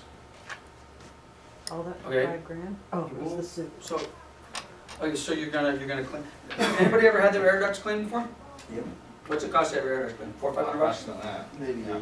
Okay, depending on how big the house is. How big. Okay, you know, but again, you might want to get that done, not necessarily for mold, but just, you know, that the house hasn't been done, and you know, your filters. Okay, now again, if I want to get my air ducts cleaned, I'm going to get my air ducts cleaned. Okay, so we're going to wash the walls. We're going to, which by the way, this house was vacant, and the windows were all shut, obviously, when the guy did the inspection. I said, okay, so what's prompted this $5,000 bid? Other than this thing, well, we went inside the house, and they got a jar. Okay. And then they go outside with the jar. In theory, they take it back to a lab. And they stick a little thing in there. And there is so many parts. It's funny, this is the truth. You have so many parts per million of the airborne mold X spores outside, and super concentrated, so many parts per million on the inside. Right. Okay, so and how do we get those when we open the windows? We ventilate the house. Really? So, which by the way, see, I just can't stand myself. I said we're gonna be out here at 5. By the way, if any of you guys have to go, you can leave. I just can't help myself. Shut up, Anna. What's the form I'm looking for? What's the mold form that's in here? It's a residential mold, something or other. We use it on the rentals all the time. Mold and mildew. What's it called? I don't know. Do you know what the abbreviation Go is? ask Anna. Go ask Aubrey what the mold form is. I'll pull it up in a minute. So anyway, so they run the test. So I'm like, okay, let me get this straight. The mold spores inside the house are so many parts per million. The mold spores outside the house are so many parts per million. You're going to wash my air ducts. You're going to wash my walls. You're going to ventilate the windows. Then you're going to come back and you're going to run a test. And in theory, now the mold spores which by the way, it's acceptable to have a higher level of mold spores inside the house than it is outside the house, but we were outside the range. Mold and ventilation addendum. The mold and ventilation, so what's the number? Ask her what the number is. Or is that really what it's called? Numeric under maybe MVA, total guess. So at any rate, so this is the deal. MOLD. I don't say it. I need a name. So this is the bottom. Moral of the story is this. So this is my question to him. I said, okay, so wait a minute. So I'm in my house. I'm on the couch and I'm watching TV. Breathing at a normal rate. I've let my son go outside on the driveway to play basketball. Breathing a hell of a lot heavier than I am. But he's breathing in the exact same mold spores that I'm breathing in that you tell me are harmful on the inside of my house. He seems like he's okay. This is the problem with mold. Anybody have asthma? Kids who have asthma? Used Know to somebody who has as a asthma. kid. Well, my son has asthma. You know, Drake has asthma. I gotta tell you, that kid has problems during this time of the year. Hay fever, mold spores, you know, he goes motorcycle riding, the dust wipes him out, man. We put him in the hospital, they get the breathing treatments, all the rest of that. Well, he's sensitive to this stuff. The normal person is not. A normal person with healthy respiratory, doesn't have asthma and all the rest of it, you can breathe this stuff and it's not gonna kill you. Now, we can show you some pictures in the mold class that you walked in and you're like, okay, this doesn't look good. I don't think I should be in this house. LRM. The LRM, okay. Least So, rental. but that's not your average house. That's not an average house with normal ventilation. We came up with the LRM. Right there. There it is. Below, Lease rental. yeah. There we go. Ventilation with the- So we came up with this. Don't ask me why that we don't have this on a sale. This is only used for tenants. This is what we want you to do. Mold and ventilation agreement. Except as may be noted from time to time, yada, yada, yada, yada. I'm not gonna read the whole thing. We'd like you to do a few things. Open your window. We'd like you to keep the premises free of dirt and debris, moisture that can harbor mold. Okay? I'm a landlord. I'm a property manager. You tend to get mold maybe under kitchen sinks and bathrooms. I can tell you every single time I've ever gone in and had a mold problem, I'm like, I don't have a mold problem, I got a tenant problem. Okay? I teach a class called Whose Mold Is It Anyway? Okay? Is it the owner's mold or is it your mold, Mr. Tenant? Well, you know what? I think it's your mold because you're a pig. Okay? You have not cleaned your house. You take showers. Just grimes everywhere. There's a window above the shower. You know what that's for? That's for ventilation. It talks about you've got to clean that crap out. Okay? And if it is your problem, the only time it's the owner's problem is when there's an unknown plumbing leak that kind of just festers for a while, and then all of a sudden it becomes a problem. It finally comes to the tenant's attention, and then we got a little bit of mildew problem. We're going to come up, we're going to fix it. But almost all of those tenants have known the thing's been leaking for 6 months, never looked at it. I've been looking under the kitchen sink for quite a while. Yeah, I noticed that a while back. But now it is, you know, it kind of smells a little musty in here. When did you notice that? About 5 months ago I noticed the musty smell. But you know, I thought it was my kids, and I didn't really know because you know, I got dog crap on the carpet anyway. Anyway, mold's not a big deal, guys. But it gets back to this whole inspection, like how we handle this stuff. If you want to make mold a problem in your transaction, believe me, you can make mold a problem. You can make that doorknob a problem in your transaction. Now, not to be misunderstood, mold can be very serious. Again, I just told you, I've got a kid who has asthma. He's very, very sensitive to that. If I'm buying a house and I have those type of concerns and I want to have it checked out, that's fine. But I want to do that at my expense. And I sure as heck don't expect to hand over a bill to an owner for $5,000 to clean some air ducts and wash some walls and open some windows. Okay? So be very careful with that. Okay, we're going to finish the contract next week. If you want to hang around, I'm going to take 5 minutes max because I have to go. And we're going to do this on seller's estimated proceeds because I didn't print it out last time. And we'll use this contract. And this is how long this should take. What's it called again? Is it ESP. ESP? Just passed it. Here we go. Oh, there it is. Okay. Now, I'm not going to explain this like we did 2 weeks ago. I'm going to go through it. You guys are my seller. Okay? Let's do it. Okay, so seller is, let's just pretend this has your name. You've got your date. cost associated with, what kind of financing did we do on our deal? Conventional, right? Conventional. You're doing a conventional deal. Did we determine when we were gonna close? Let's just pretend it was May 15th. Okay, here we go. We've got, what are the property taxes? We talked about this when we sat down on the... 1.35. No, what's the dollar amount? I got my profile, it says the property taxes are $1,200. $2,600, $2,599, okay? Do I have homeowners association dues on your property? No, zero, okay? We talked about this at the listing agreement. You got a 6.5% rate, you never qualified because you had a problem with whatever, and you owe $224,561. Because we don't have a demand, we don't have a formal payoff, but I've got the most recent statement from B of A that says this is what your balance is. Okay, Mr. and Mrs. Seller, I want you to understand, that is not going to be your payoff amount. Based upon the statement that you've given me, and based upon what appears to be current, and based upon you making future current payments, your payment to B of A should not be any more than that. However, I can't guarantee that. When we open up escrow tomorrow, someone's going to order a demand. It might take a few days, it might take a week. That demand's going to come in, and then we're going to have this dollar amount figured out, and we're also going to know what this next one is. This next one is, how many days, when are we going to close escrow? We have to pay off this loan. We're going to close on the 15th.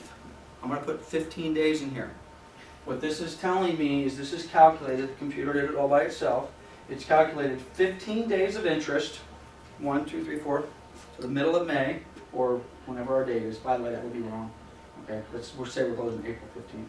15 days of interest, $608, which is a 6.5% interest rate based upon your $240,000 loan amount. Okay?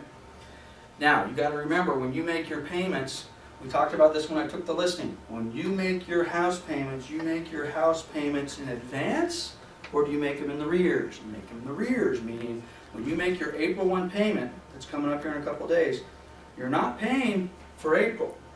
You're paying for March that just passed. So you have to remember, I want you to make your April 1st payment. Let me change the stages from my own sanity. Okay, I want you to make your April 15th payment. Well, what if it gets crossed in the mail? And what if they don't get it posted in time? Make your payment. If it gets crossed in the mail, it doesn't get posted in time, they're going to send you a refund. That might take 60 days. I get it.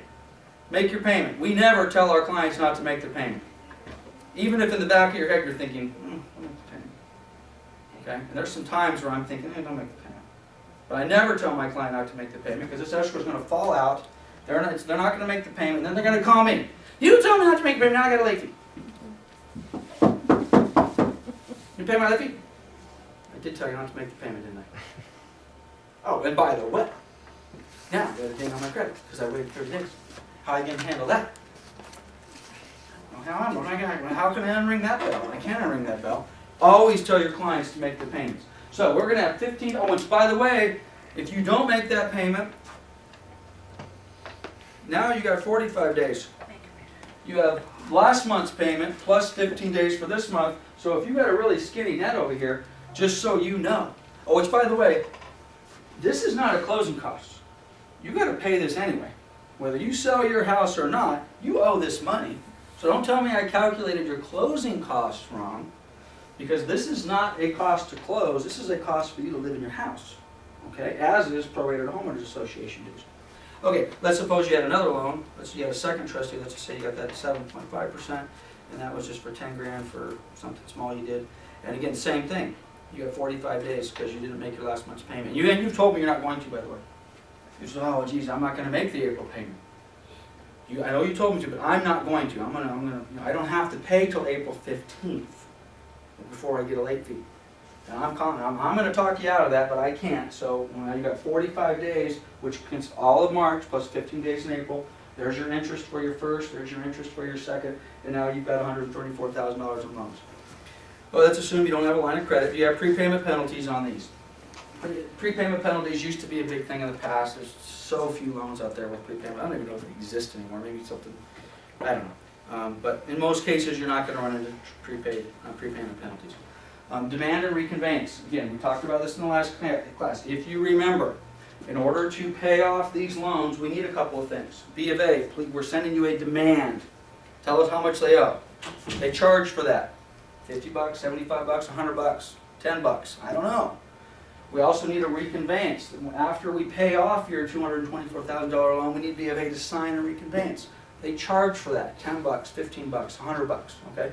Same thing with the second trustee. Now these things may be regulated under Dodd-Frank now, I don't know. But I always put down $100 per loan for each one of these things. So I'm gonna put, and I like to go high. So I'm gonna put $400.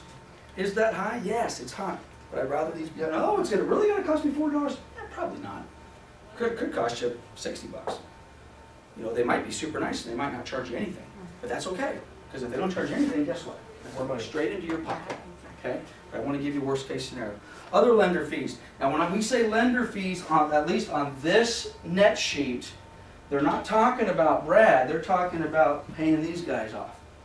Are they going to charge some sort of wire fee or handling fee or some nonsense, or a FedEx fee because you needed something and the email wouldn't suffice? Maybe you put something in there, maybe you don't. Throw $100 in there. Okay? Escrow fees. Now you need to know what, oops, take that out. You need to know what your escrow fees are. Our escrow fee, I think they have a base of $250 plus $3 per thousand. I'm not going to do the math on that. Let's just suppose it's, you know, $300. Okay?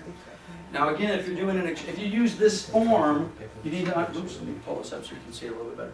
If you're using this form, you may have a seller who says, well, what's this exchange fee? Unless you're doing a 1031 tax-deferred exchange, you're never going to check that box. If you are doing a 1031 tax-deferred exchange, you are going to check that box and you're going to add probably $1,000 to $1,500 on top of that. Okay? We'll talk about that in the 1031 tax-deferred exchange class that we do later. Okay? So just regular escrow fee. And by the way, that's per side. Seller side, buyer side. So an escrow fee, that's probably a little bit light. Who's got a calculator? Anybody? Someone's got a phone. Take 250 times 3. I am light. I'll tell you already, I'm light. 750? Plus 850. 850 plus 300. So 1,150 bucks. So approximately escrow fees on a $250,000 property is going to be 1,150 bucks. Okay? Now, how do I know the formula? Talk to your escrow officer. They're going to tell you what their fees are. Normally, they're going to be approximately the same, within $100. Title insurance.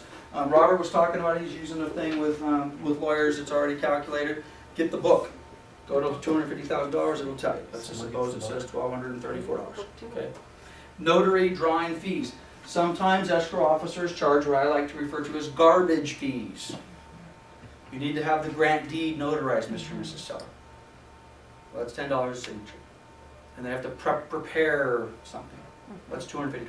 Okay? Whatever it happens to be. Okay? Well, again, know your escrow company. If you've got an escrow company that's charging garbage fees and crap, we just had this we had this discussion with the Redlands office. Summer charges X amount of bucks for escrow, but that's it. I don't know if she charges $10 for notarizing something, but you've got escrow fee, that's it. There's no garbage fee added on to that. You go to another escrow company, and you may not even realize it because you guys don't pay for this. Your seller ends up paying for it. You'll see the escrow fee, and then in the escrow fee section of the HUD, you'll see like $200 for processing and Miscellaneous. or whatever, miscellaneous. Well, it shouldn't be miscellaneous on the HUD. It has to say some pencils.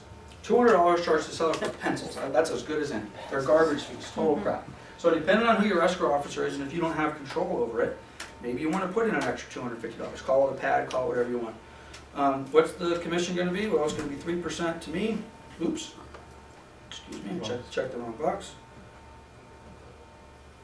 Struggling. 3% to me. And this market 3%, 1.5 to them. Yeah, really. Let's just assume it's that. Now again, I'm not going to have this discussion here, but when you're filling this out on a listing agreement, help me out here. When you're filling this out on a listing agreement, you can't hide this. And not only can you not hide it, you don't want to hide it. But when I'm going through this on a listing agreement, I just put it in and I just move right on. And normally what I say, it's the largest sheet. I know it's the largest number on the net sheet, so let's just move right on, and then I'll go right on. Now, if they're objecting, you need to be prepared to handle whatever objections to defend your commission. Okay? Again, we'll talk about that when we talk about our listing presentation, because in our listing presentation class, we talk about that. oh, my sister could do it. We don't even need you for it. Truly, it's good enough. What am I even doing here? Why did you call me to come out here?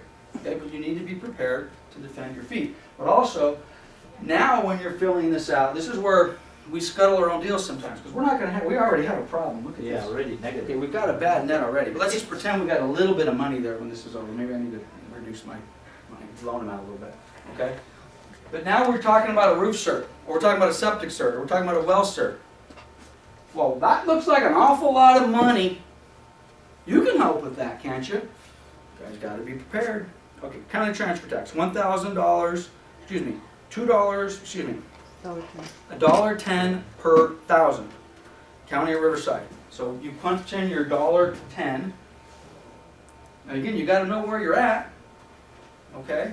If you're in a different county and they charge more, it's not going to be $1.10. Could be $2.10. Could be $4.10. Okay. And they take it per thousand, so it takes the $250,000 sales price, chops off the 3 zeros, 250 times 1.1 is $2.75. That's how it comes up with that. Is there a city transfer tax? Well, right, we're in the city of Marina Valley today. The city of Marina Valley does not have a transfer tax. Other cities do. Los Angeles, last I was told, was $4.40 for a Los Angeles city transfer tax. Okay, well, and if it costs us an extra $1,000 if we're in all that. Property taxes, again, you got to figure out when did they pay, when are they due, and you've got to calculate, have they made their payment, haven't they made their payment. What taxes are due again, April 10th? April 10. April 10th. They pay from June or whatever. You calculate the days, you put the number of days in there. I don't know what it is, it takes 75 days. It takes 75 days, calculates it based on the number here, and it plugs it in there. If you have a prelim in front of you, and the prelim specifically says they have not paid, it'll give you the delinquent amount. If it gives you the delinquent amount, you just plug in the dollar amount. It says they haven't paid their tax in the last 3 years, they owe $4,000. Well, put in $4,000. Put in whatever they have. HOA dues. HOA dues actually, unlike mortgages, HOA dues you normally do pay in advance. So you could have a credit, but you need to calculate that. In this case, you'd have 15 days, assuming they didn't pay it. And We had zero on we it. put 0, so it doesn't matter. Buyer's closing costs. We talked about this on page 1 of the net sheet. The seller has agreed to pay X amount of, that's why I like a fixed fee. I don't like 3% of the purchase price. I don't like 3% of lender fees. The banks don't either, huh? They're always switching it up. They don't like the They like- percentage either. They like a They number. like a number, yeah. Give me a number, okay? And it's in the buyer's best interest as well. Because if it says, we're gonna pay $5,500, or actually I think in the scenario we used earlier, $7,500 for buyer's closing costs, we're in trouble over here, okay? So that could be loan fees, it could be the buyer's escrow, it could be buyer's title. Maybe they're gonna pay for some of the termite, okay? You can figure all that stuff out. Maybe they're gonna pay for their own warranty. So we've just basically said we're gonna give them $7,500, whatever we want. Who's paying for the NHE? That's supposed to sell it. And we're gonna get. We want the cheap one because we're paying for it, $49. I don't normally do that. I normally put the expensive one in there, which it used to be property ID was the most expensive. It's $100. I think theirs is even more expensive now. I think property ID is. I don't know. Well, figure out who it's gonna be. Wood destroying pest. You get your termite inspection for $50. How much is the work gonna cost? Now again, That's $75 now. for The wine space. Wooden pest control. well, that depends on who you're using. Okay, your guy's $75. Fair enough. Okay, but again, this is why it's nice to know. I did a home inspection, or excuse me, I took the listing with Anna. We insisted, and when I say, by the way, I don't mean to come across strong. There's a way to professionally sit down with your client and say, Robert, I've been doing this a long time. Let me tell you some stories. Okay, I'm good at it. We need to order a termite inspection. I know it's going to cost you $75. I trust my guy. We're going to know where you know exactly where you stand. Can I get your agreement to do that? I'm telling you, presented properly, 99.9% of the time they're going to say yes. And if you fight me on that, I may pick up my crap and say, you know what, buddy, I think I'm in the wrong house. You're having a problem paying for a termite inspection today? You don't want to spend $75? It's a $250,000 house. I don't think we can do business together. So anyway, hopefully we've already got our report. We know exactly what we're looking at. So when we get our offer, and guess what? We got lucky. It's only $295 to get it fixed. In our offer, I don't think we actually haven't gotten to this yet. Let's pretend our buyer wants a home warranty, not to exceed $350. So we've agreed to pay for that. rents and deposits. Let's pretend our house is a rental. I made this mistake. I own a property management company. I've sold my own rentals in the property management company for years. I've made this mistake bunches of times. I'm selling a rental to Chris, who is the buyer. At close of it, which is the rental is occupied. There is a deposit of $2,000 on interest. We close escrow, and in the contract, which we're going to get to next week, it says the deposit currently being held on behalf of the tenant is to be transferred in escrow to Chris, To the buyer? to the buyer. Really? Yeah. How else are you going to get it? And prorated rents. So in this particular case, let's use my example. There's a $2,000 deposit. Let's just say the rent is $1,000. So I got a $2,000 security deposit. I got a $1,000 a month rental. I got to transfer all the $2,000 over to the buyer, and the buyer paid their rent for 15 days to the owner. So there's another 15 days that needs to go to Chris. So I need to get $2,500 over to the buyer at close of escrow. Now again, it's not really a closing cost for the seller, but it will show up on the seller's HUD. Seller has got to get that $2,500 over. Now if I don't do that, I guarantee you what happens, and I've had this happen to me before. After close of escrow, the buyer gets excited, and I just bought my first rental property, and I got my copy of my rental agreement, and then I'm like, oh shit, I just realized I don't have the buyer's deposit, and I own the house now, and they paid the whole month's rent over to the seller. I don't have the rent. How am I going to get that? Okay. Who's the first person they call to get it? Agent. They call their agent. You're like, oh crap. We did put that in. Oh crap, we forgot to put, oh. And you know why we forget? Because most of us who are selling properties are not normally selling tenant occupied properties in place where you do these type of checks. That's not what we normally do. So when we get out of our comfort zone, we get out of our normal, we do. I told this story the other day. I think Anna was there, so. And if you guys have to leave, go ahead and leave. Pavlov's dog story. Everyone knows Pavlov's dog? Yes. The Russian psychiatrist or psychiatrist who learned conditional habiting with dogs. Agents, we are exactly the same way as Pavlov's dog. And this is why I can tell you this is true. On Monday, I drive that big Ford truck. Anybody here drive a Ford? Okay, well I drive, yeah, okay. Chris is a Chevy guy. I drive a Ford. Well, I didn't even realize this, but I've got a column shift. My parking brake is my left foot, and to release my parking brake, I got to pull my thing with my left hand. So I've been driving a Ford truck for years. So when I get in the car, what do? I put it in gear, and to release the parking brake, I pull the thing. So Monday, I'm driving Drew's truck. Drew drives a Toyota, which is a Chevy, guys. It's even worse than a Ford, I think. Okay? Okay? Well, on a Toyota, the parking brake is also on the left. You push it with your left foot. But when you release the parking brake on a Toyota, you push it with your foot down a little bit and it pops back up. So I'm driving Drew's truck, which I don't normally drive. I jump in the car, I grab the thing, I hit reverse, I grab to pull the brake release, and what happens? Pop the hood. Hood pops open. Okay, so I get out of the car. The true story. Oh, I plump the hood back down, I get back in the car, I grab the thing again, and I pull it again. No more than 3 Pavlov's dog. Okay? I have been trained and conditioned that that's what I do. And another thing I learned, and as I'm thinking, well, this is crazy. I didn't even realize this. I always grab the thing first, and then I pull. I realize I don't pull first and grab. I learn, and that's the whole thing. The conditioning thing with Pav, you whistle, the whistle goes off, the rat comes, and you give him the cheese. Okay, well, you got to whistle first to get the cheese. Well, for me, the whistle is grabbing this. That's my whistle. So it's the same exact. By the way, you can apply that to your real estate careers. You've been doing the same thing in your real estate career, you're screwed. Better adapt. You better adapt, and you better adapt quick. So with this particular deal, you're not used to this, so you don't do it. You're not used to getting this damn stuff transferred, so you don't do it. And guess who gets to pay for that? You. You do. And that's a third of your commission. Because what happens when you call your really nice seller? They're not Oh, nice Brad, anymore. guess what we forgot to do?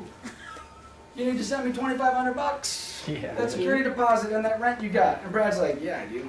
You're the one who made all the money on this deal, look at me. I said, you crap. I mean to tell you what we're paid from the very beginning. Okay, so what else we got? I don't like this one, I don't use this one. Lenders, VA FHA discount point, it's up here. That's my $7,500. HOA, no? You better put something in there. I can put a zero in there if you like. No, They no, I won't- mean, They I, won't take a zero, oh, Sure. we'll take a zero. Okay? no. What? Huh? Oh, What? you okay? Put some money in I there. did. Well, no, I got it up here. Why?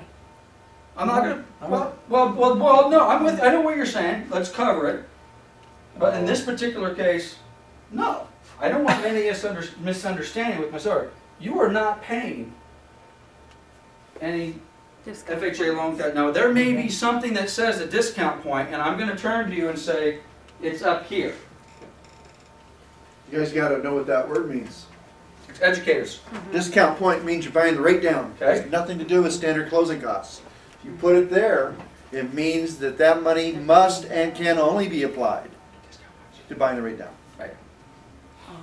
That is what a discount point is. And it has been reinforced since Dodd-Frank. Yeah. It is absolute mandatory. Keep in mind, Brad will never see this. This is between you, God, and the seller. But he's absolutely right. But this is what I like this. Put it up there. And it can be up there and you can do all the above. There you And go. earlier when you guys were talking about fees and why you shouldn't put a percentage. So if you are off, we can take and apply it to discount if we have $3,000 left over and you don't want it to go back to the seller. There you go. As a lender, I can take my money and I can put it anywhere I want to. Yep. Or I can make the title or escrow lender paid. Time out a little bit. Did everybody understand what he just said? No. Yeah. Okay, you need to explain that again. If let's suppose, let me set it up and you're gonna knock it out of the park. The seller has agreed to pay $7,500. The reality is the buyer really only needs $4,000. Okay? It's a skinny, cheap loan. But now the buyer and Brad and the agent sit down and say, you got $3,500 out on the table. The seller's already agreed to pay it. What can you do for us? And Brad's going to say, this is what I can do for you. First thing we'll look at is buying your interest rate down. Right. Save me So some the money. standard rate's 3.5 today, Okay. but for 1 point, which is $2,000, I can take you down to 3%. And now you're gonna pay a 3% rate for life, Right. okay? And so now I still got $1,500 left. So we'll make the title insurance a lender paid. Lender paid. And it now goes to a cost.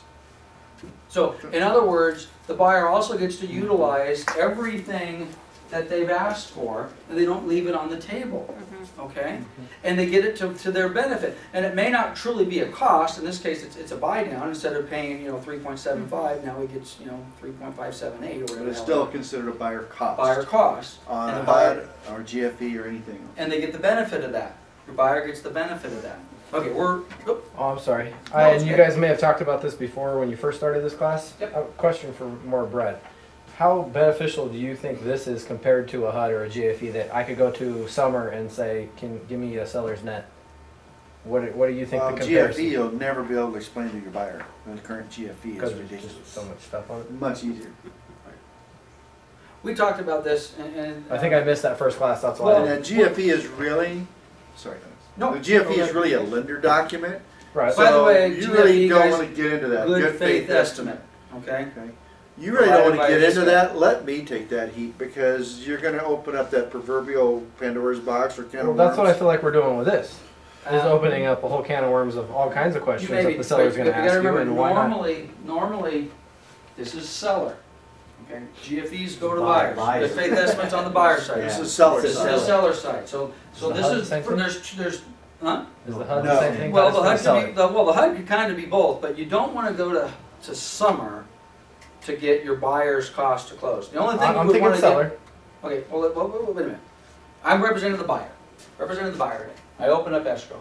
Now, before I even open escrow, I should have a good faith estimate, hopefully, because we've already got a loan out. Brad's giving it everything. The only question Brad may have is, what are the escrow fees gonna be, and what are the title fees gonna be? But he's probably gonna get you pretty damn close. And if he's off, then you're gonna get to Summer, and Summer's gonna say, oh no, actually Brad's a little heavy. You know, we don't charge quite that much, and escrow and the title's a little heavy. So Brad's good faith estimate is probably gonna be a little heavy. Now, Right. he could talk to Summer, make sure it's to the gnat's ass, and now we're good. So if you go, and frankly, the reverse is true. If you are representing a buyer and you go to Summer and say, give me a estimated HUD on the buyer's side, she is immediately gonna turn to Brad and say, what are you guys charging?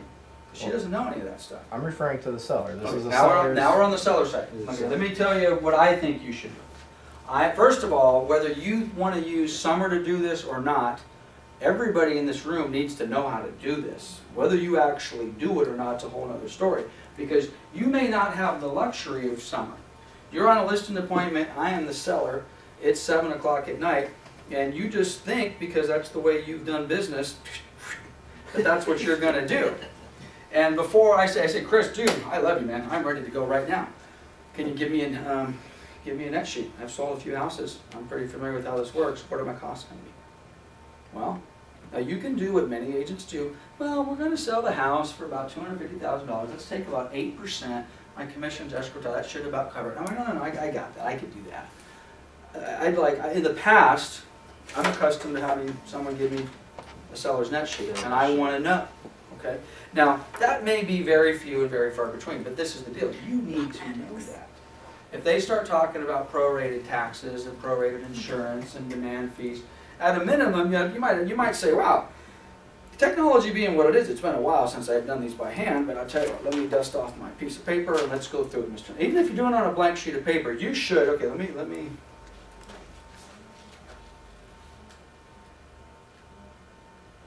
Okay, I'm not cheating, okay. Let's figure out a net sheet. What are we gonna do? I got about $250,000 sales price. What do we need to pay off? We need to pay off some loans. You got a first trustee, you got a second trustee. What else do you owe? Okay, you owe Uncle Bill. Okay, these are the 3 or 4 people we owe. Are you current on your payments? Yes. Are you sure? Well, I haven't paid April. You're going to pay April. Okay, so you're going to have to pay last month's free. What's your mortgage payment? My mortgage payment's $1,000. Okay, so let's say you haven't paid last month and we got 15 days in escrow, so you're going to have to pay about a month and a half worth of mortgage payment. So that's going to put $1,500 to pay off your interest for your loan number 1, plus your payoff amount of $220,000. What's your second one? You do the exact same thing. Do you have homeowners association dues? Have you paid them? No. How much are they? They're $250 a month. You haven't paid them? Huh? How long haven't you paid? Right. What do you? Okay. Well, so let's get that number. Okay, great. What else have we got to deal with? Okay, well, let's go through the list and okay, we got some escrow fees. Escrow fees are $300 base. I use Summer. And Summer charges $3 for every $1,000. 250 times $3, that's $750 plus $300. Okay, now we're at 11. So I got my escrow fee left. But it's not on the purchase price, it's on the loan amount, isn't it? It's no, on the purchase price. Escrow fees are on purchase price. Is Okay, it? correct. Now I got my title thing. Now I don't know what the title is. Back in the old days, I carried a briefcase. My briefcase said, had a rate sheet. Stewart Title, pull it out. $250, $700. Now I got my rate sheet, or I got my title insurance. Okay, what else? We got commissions. Now I used to love to doing these by hand. And I sit down and I go 6% of that and I put Because you it can in. impress people with it. Yeah, you know what That's you're what- talking about. Right, okay. You're a young man. You've probably heard me say this before. How old are you? 28. Okay, I got into the business, I was 19 years old. Sorry to tell myself, I looked like I was 16. My wedding picture over there, I was 20 years old, I looked like a kid. Okay? I'm sitting down in front of a seller. I had no credibility. Okay? I needed to convince them that I knew what I was doing. One of the ways I did that is I could do this on the back of a napkin.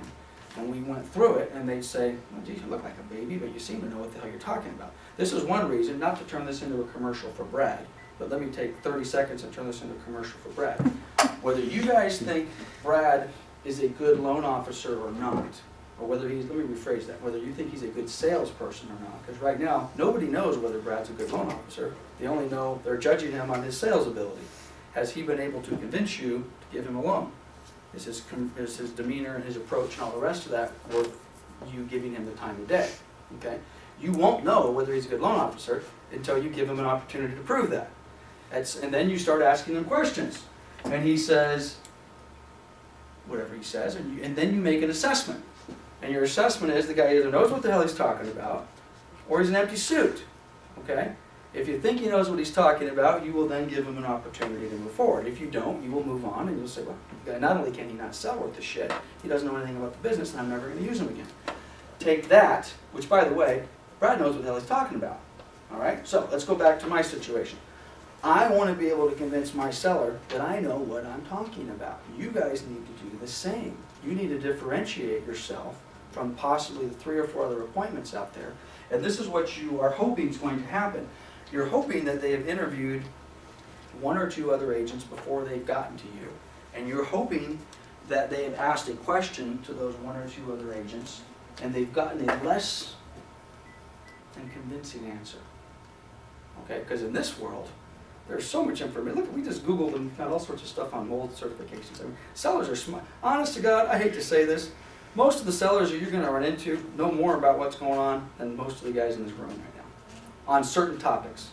Okay, the problem is that one topic that they know about, they will test you on.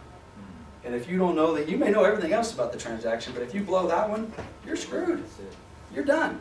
So they're going to ask you that question: transfer taxes. And by the way, I sit down, where were we? Escrows, we did commissions, I blow by the commissions. Okay, we're in the city of Moreno Valley. City of Moreno Valley is in the county of Riverside. County of Riverside has $1.10 per 1,000 transfer tax. Let's see, $250, no transfer. Oh, what is that?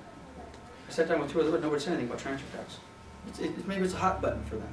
Oh, transfer tax, yeah, the county of Riverside, they get $1.10. There's been some changes in the last year or so, so what I'd like to do is go back to the office and get the correct information, so I'm not giving you an estimate, I can give you the actual answer.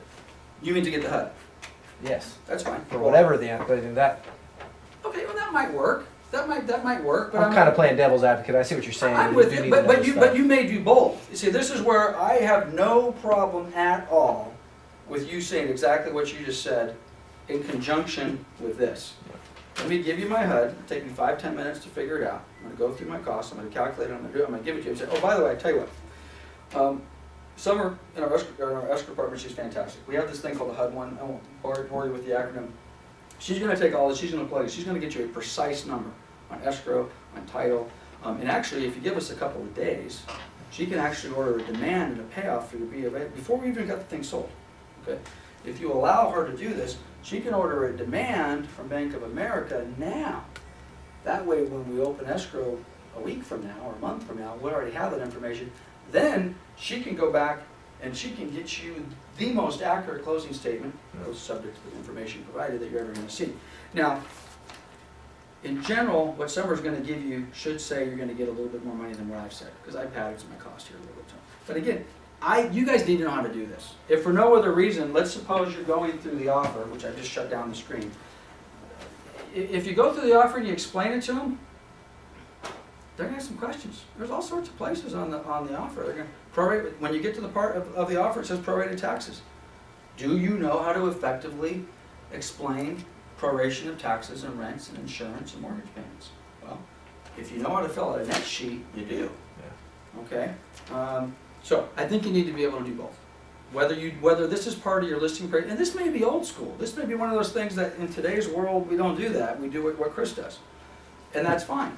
And I got to tell you, if I can get through a listing appointment, and if I can get away with, oh, by the way, your approximate seller proceeds are going to be this minus 8%, and you're going to walk away with about $10,000. Are you happy with that? I mean, you guys know I'm pretty busy. And if I can get away with that, I'm probably going to do that. So I'll get you the exact number tomorrow. I'll have someone give you the thing. But if I got an extra 5 minutes, I'm gonna sit down and I'm gonna go through it. Especially if I'm, by the way, if I'm not getting through to you. All right, I'm gonna sit here.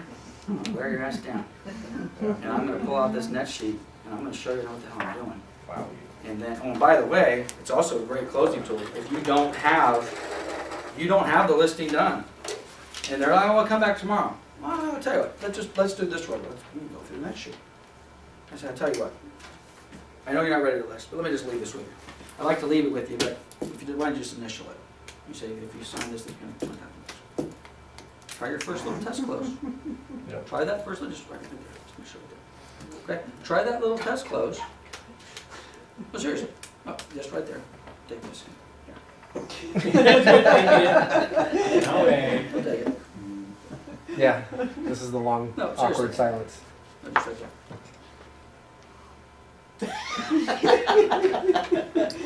But you can't laugh. Come on, take it. there. No, right here, right here. Your wife can do that. Mrs.? You've been in too many of my classes. The reality is, and you guys know this, if by the way, there's a time and a place for that. Too early for that, it ain't gonna happen. If you've been on an appointment for 3 hours, and you just tell somebody, let me just get your initial here and I'll leave, Yeah. they're probably gonna take the damn pen to get, but my first listing pricing was 3 hours.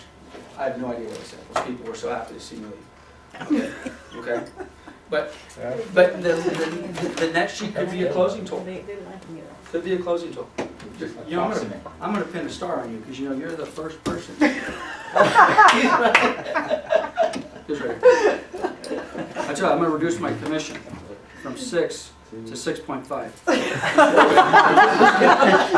Ooh, here also. Let's go initial